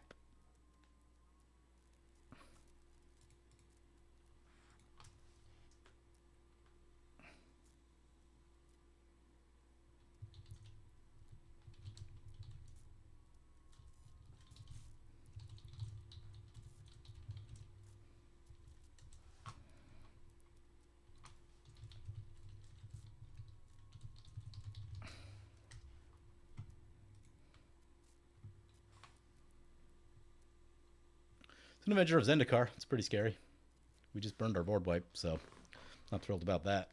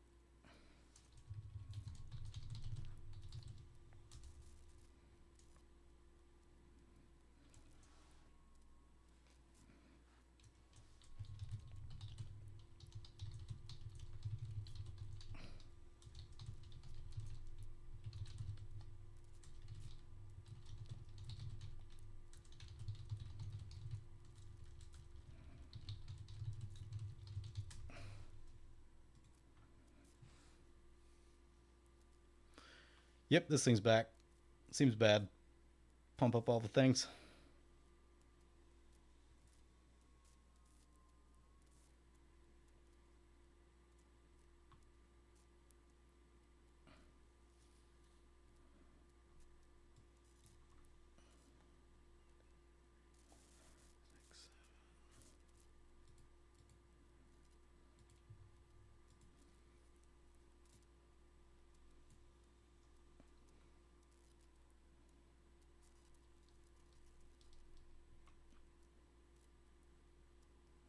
Yeah, they're 3/4s.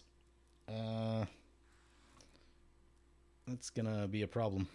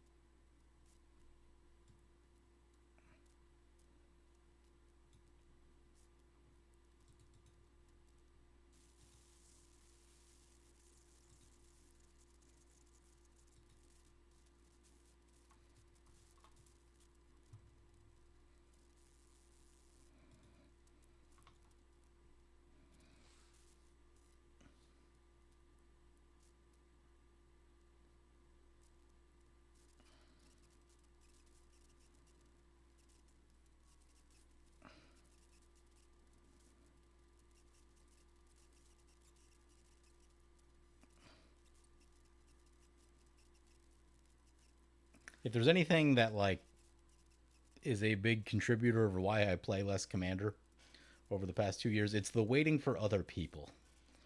So much waiting in this game.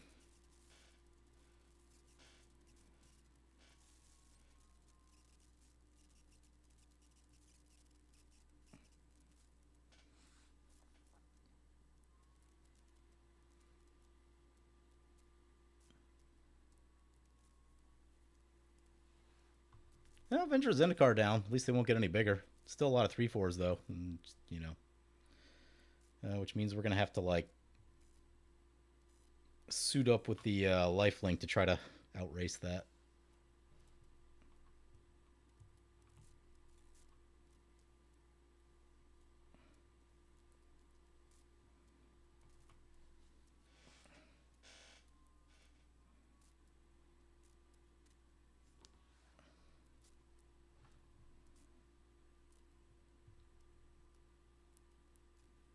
Is that 11? Yeah, if there's 11 of those, that is in fact lethal.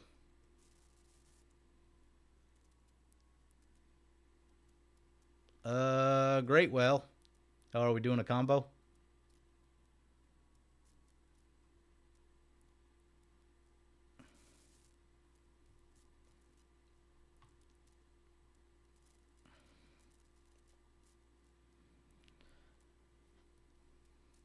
I mean, you never see these for just value, so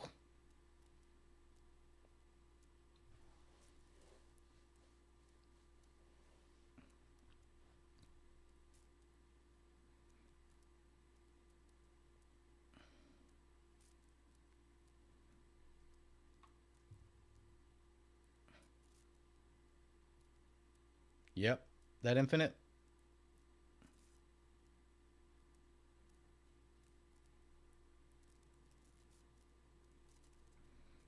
Yeah, I think I'm good. I don't need to see the rest of this game. I can already see how this plays out. Either they combo. Wait. Let's go over here now. What happened? Why is this over here? Oh, is this Jeff's card? Oh, maybe Jeff owns it. Okay, maybe not. Maybe not infinite.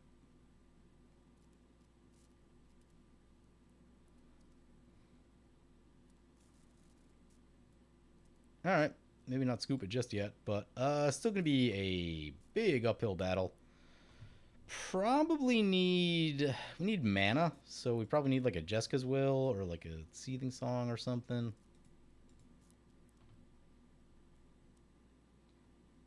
Maybe the deck does need Mana Geyser. Yeah, it untapped Jeff's lands. Okay, so not the end of the world. I'm gonna draw with Bonder's Enclave. That's fine. Okay, game's not over yet.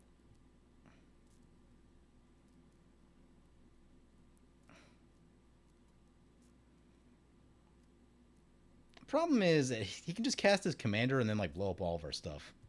That's a hard thing to get around. So we basically like need Whisper Silk Cloak on our things. But if we go Whisper Silk based on the amount of mana we have, then we don't have enough life and we probably just die to things. Oh.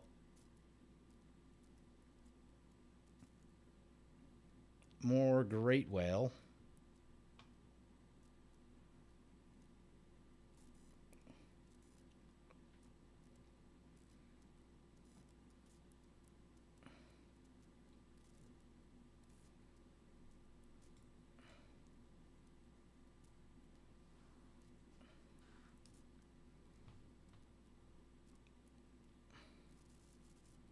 Draws another card.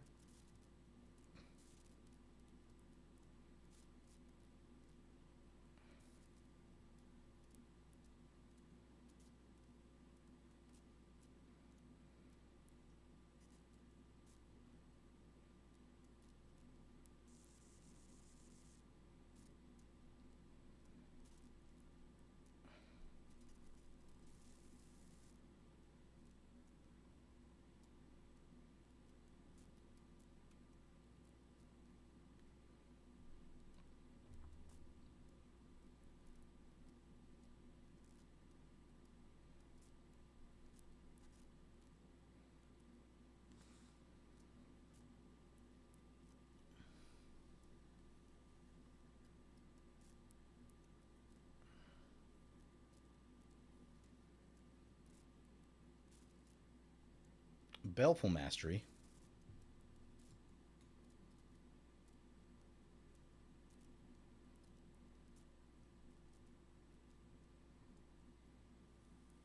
Whale down. We drew a card off that somehow. An opponent draws a card. Okay.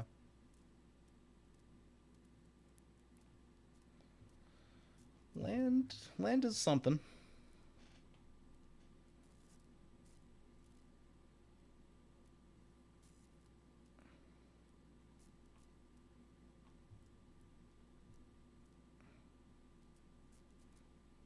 Oh, they took our mask. It's annoying. Edric.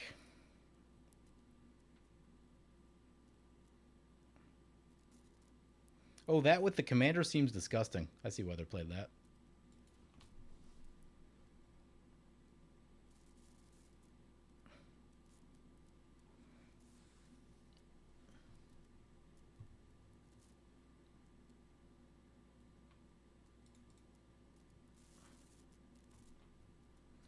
Another land. Play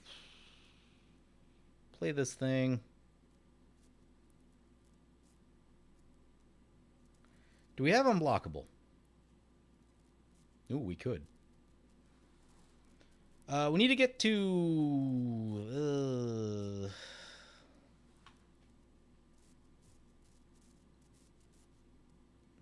We could get 6 with double strike, so we got, let's see, 1, 2, 3. Coming up a little short. Coming up a little short right there.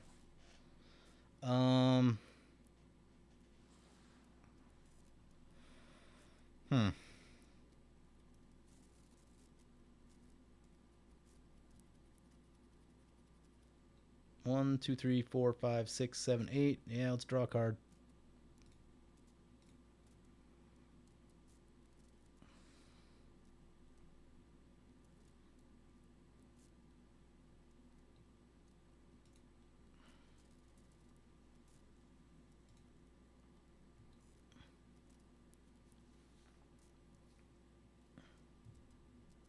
Nope, that's not going to do it.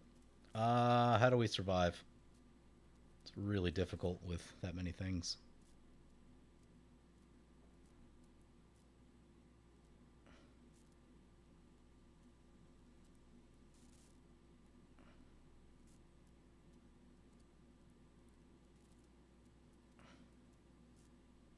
Let's get the Bureau Headmaster.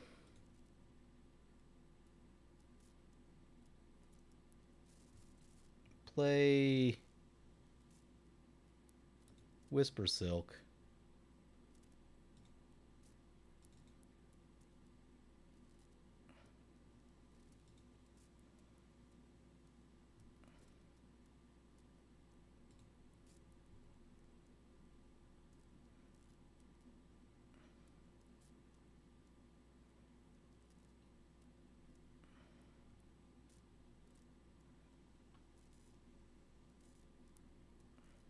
We have flooded at a time that is not good to do so. Can free equip the Skull Clamp.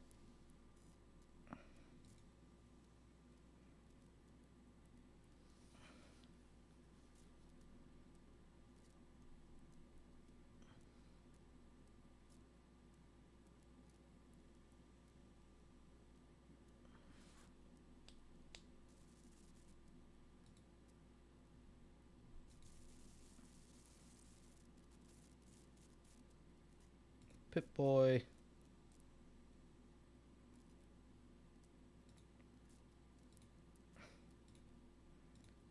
Shadow Spear. Silk.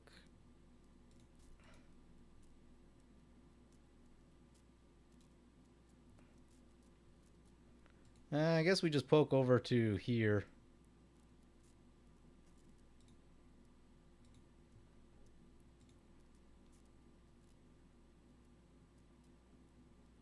They get a thing. We'll untap lands, I guess.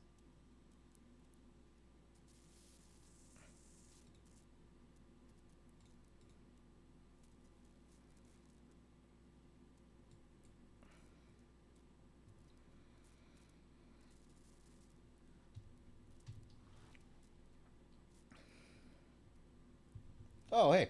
Thanks for the super chat. Thanks for streaming. Thank you for being here. I appreciate it. Running out of steam here in the last little bit. Probably shouldn't have fired this game up. Should have known my own limits. But, you know, once I get going.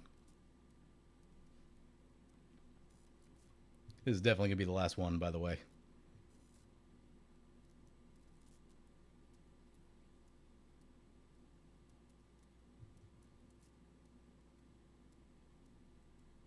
We go up to 35 is not exactly where I want to be. I guess we just play the Signet and I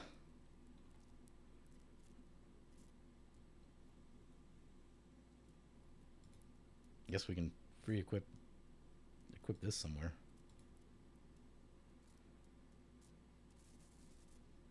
Yep. Let's see if we die.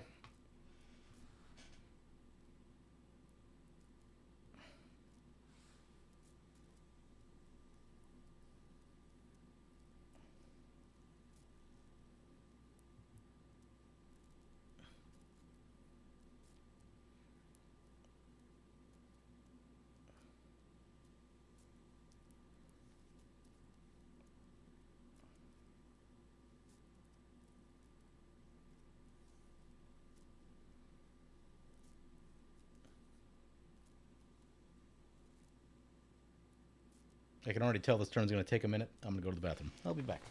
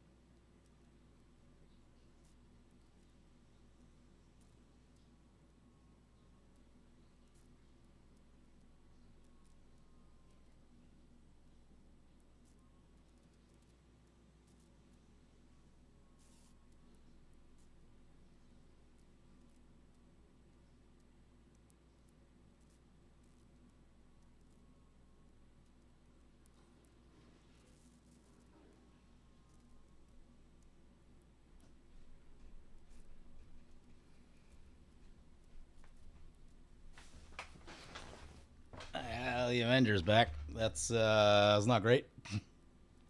That is a way in which we all get dead.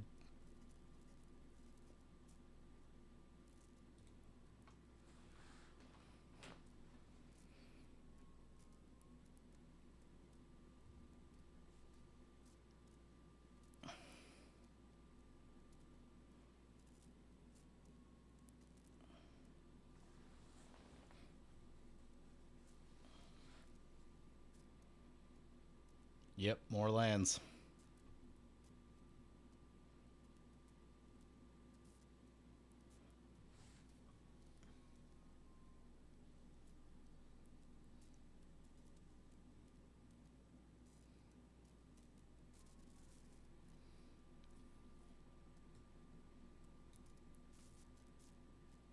Three, 4, 5, 6, 7, 8, 9.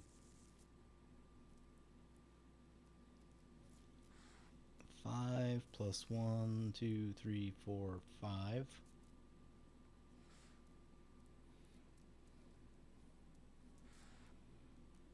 The recap. Oh yeah, that's bad. That's what I was. Yeah, the multi-land. This might be enough to kill everyone, unless someone has something. Oh, there's 2 Avengers out.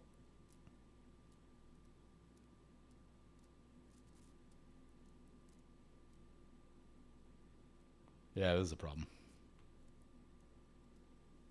Yeah, now there's 6s. Yeah, unless the mono black deck is sitting on removal here. think we're all dead. Or a fog. Could have the black fog.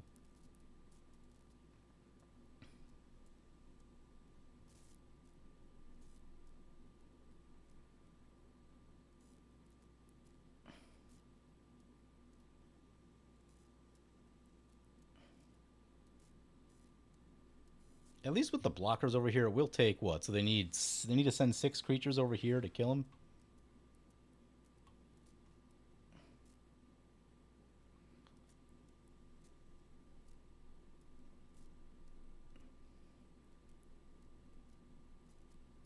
In some sense, I think I probably should have attacked Jeff, but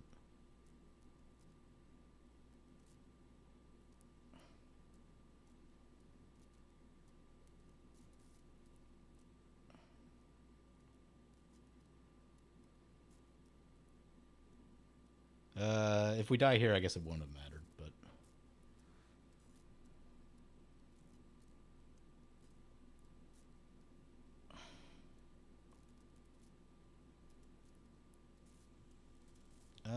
block 1. Hope we survive.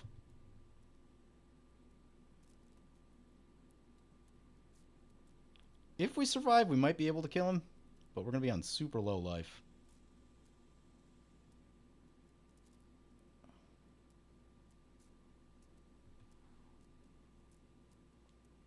All right. Have a good sleep. Thanks for joining. Oh, we're still alive. Yeah, Jeff should be dead. As long as the black deck doesn't screw us up here. Oop, that's not what I meant.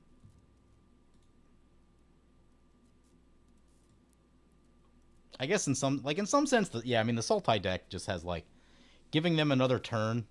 Our turns like go out quickly and are more easily stopped. Where giving that Sultai deck another turn, anything could happen, right? Like they're going to be much more likely to have board wipes and stuff like that. So we, on the other hand, are just gonna supply damage, and we should actually have enough to kill him, as long as nothing goes wrong.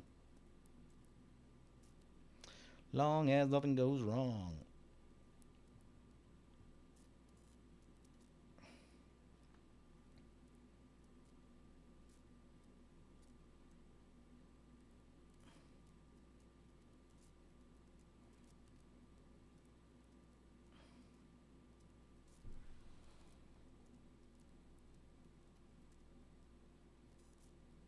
We have 5 equipments currently. Oh, cool. It does the count for you. That's useful. Yara is back.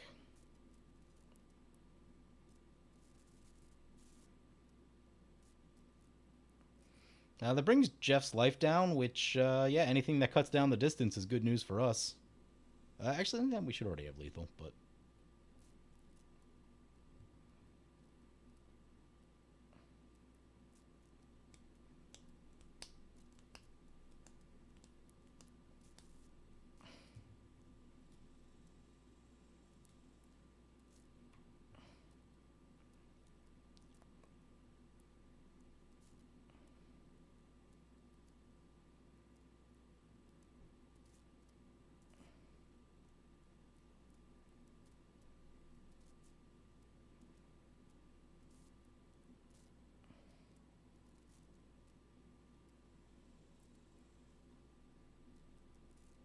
Flesh Writher. There's one you don't see a lot of. Cheap tutor. If you're needing to tutor for what, exactly 4 in your deck, and don't want to spend demonic tutor money, I guess you're probably better off with diabolic tutor at that point. But there are reasons to use these things, particularly like at C. I think in CEDH, like I've seen budget CEDH lists where you can use the transfigure on 2. Yeah, that's Fervent Champion. Play Plains. Play Eivor.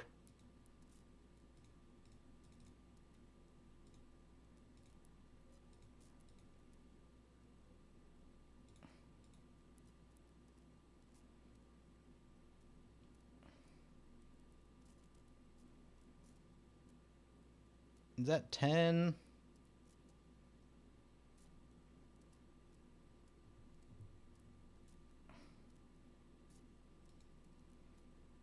Okay, so if we attack, there's what?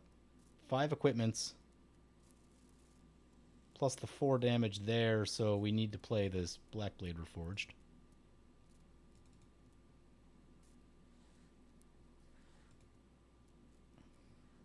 Draw a card. Now there's 6.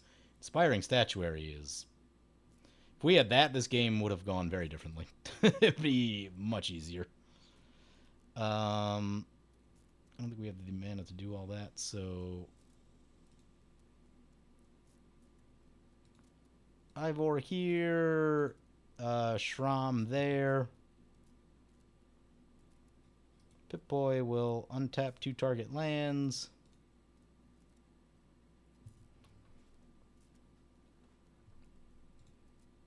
Toma Legends.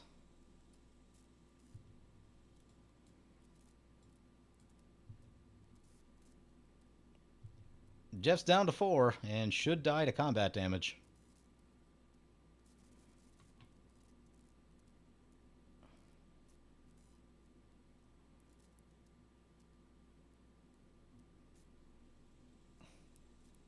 Good game, Jeff. Got him dead on Eivor. Yeah, that's how the deck works. That is the plan. It doesn't do a lot of problem solving, but it does do a lot of damage.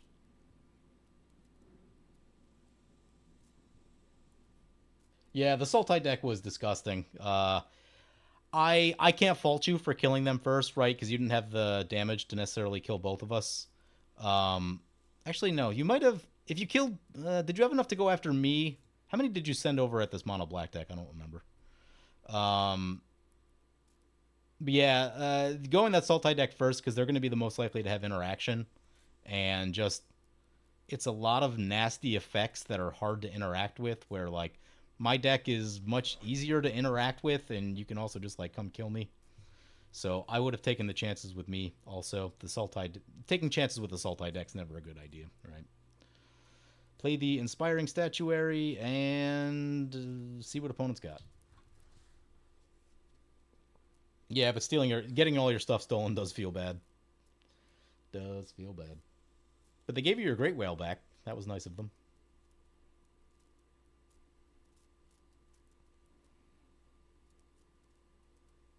You only had 11 creatures. You were just shy of killing both of you. Okay, yeah. Yep. Yeah, so in that case, I mean, I think you were correct going after the Sultai. And... Yeah. You know, if you're in the zone, you can count up how much damage I would have on a commander recast, but... you know, do you want to give that Sultai deck another turn? I don't. So I get it. Kind of weird game overall, though. I was expecting... The Sayara deck really hasn't done all that much. A couple pieces of spot removal, but that's really about it.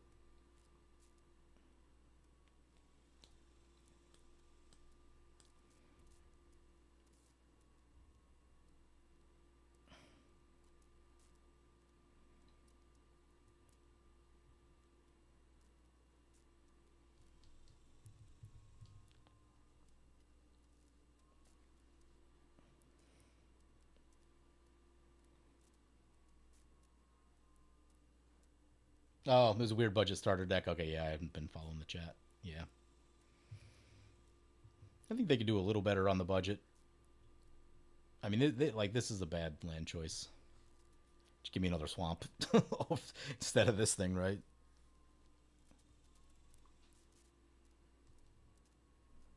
Mortuary Mire.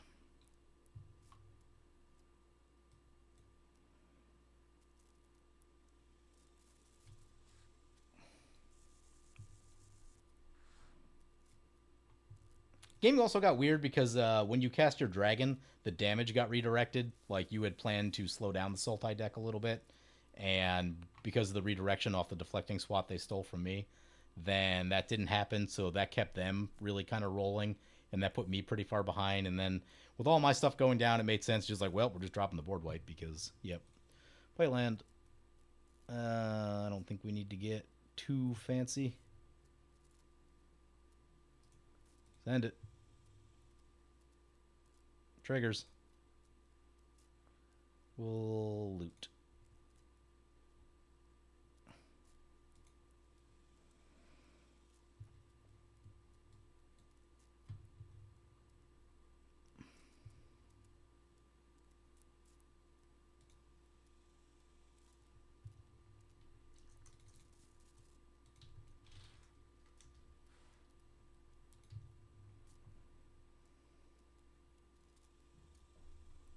There it is. Was it another win?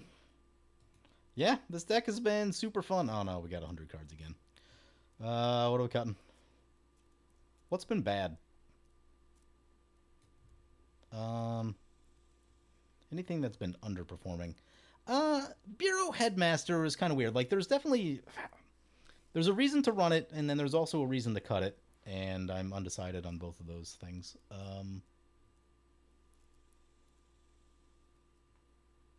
Yeah, I don't know. I gotta figure out something to cut here. Forge of Frontier? We'll cut Forge of Frontier for now. I'll probably get some of those back in later on, but I just want to get this all wrapped up. Let's see here.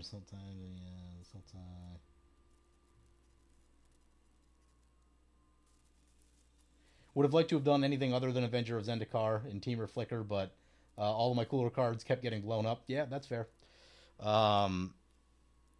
Yeah, sometimes things go wrong and your stuff gets blown up. You know, this deck in particular, like, it's not amazing.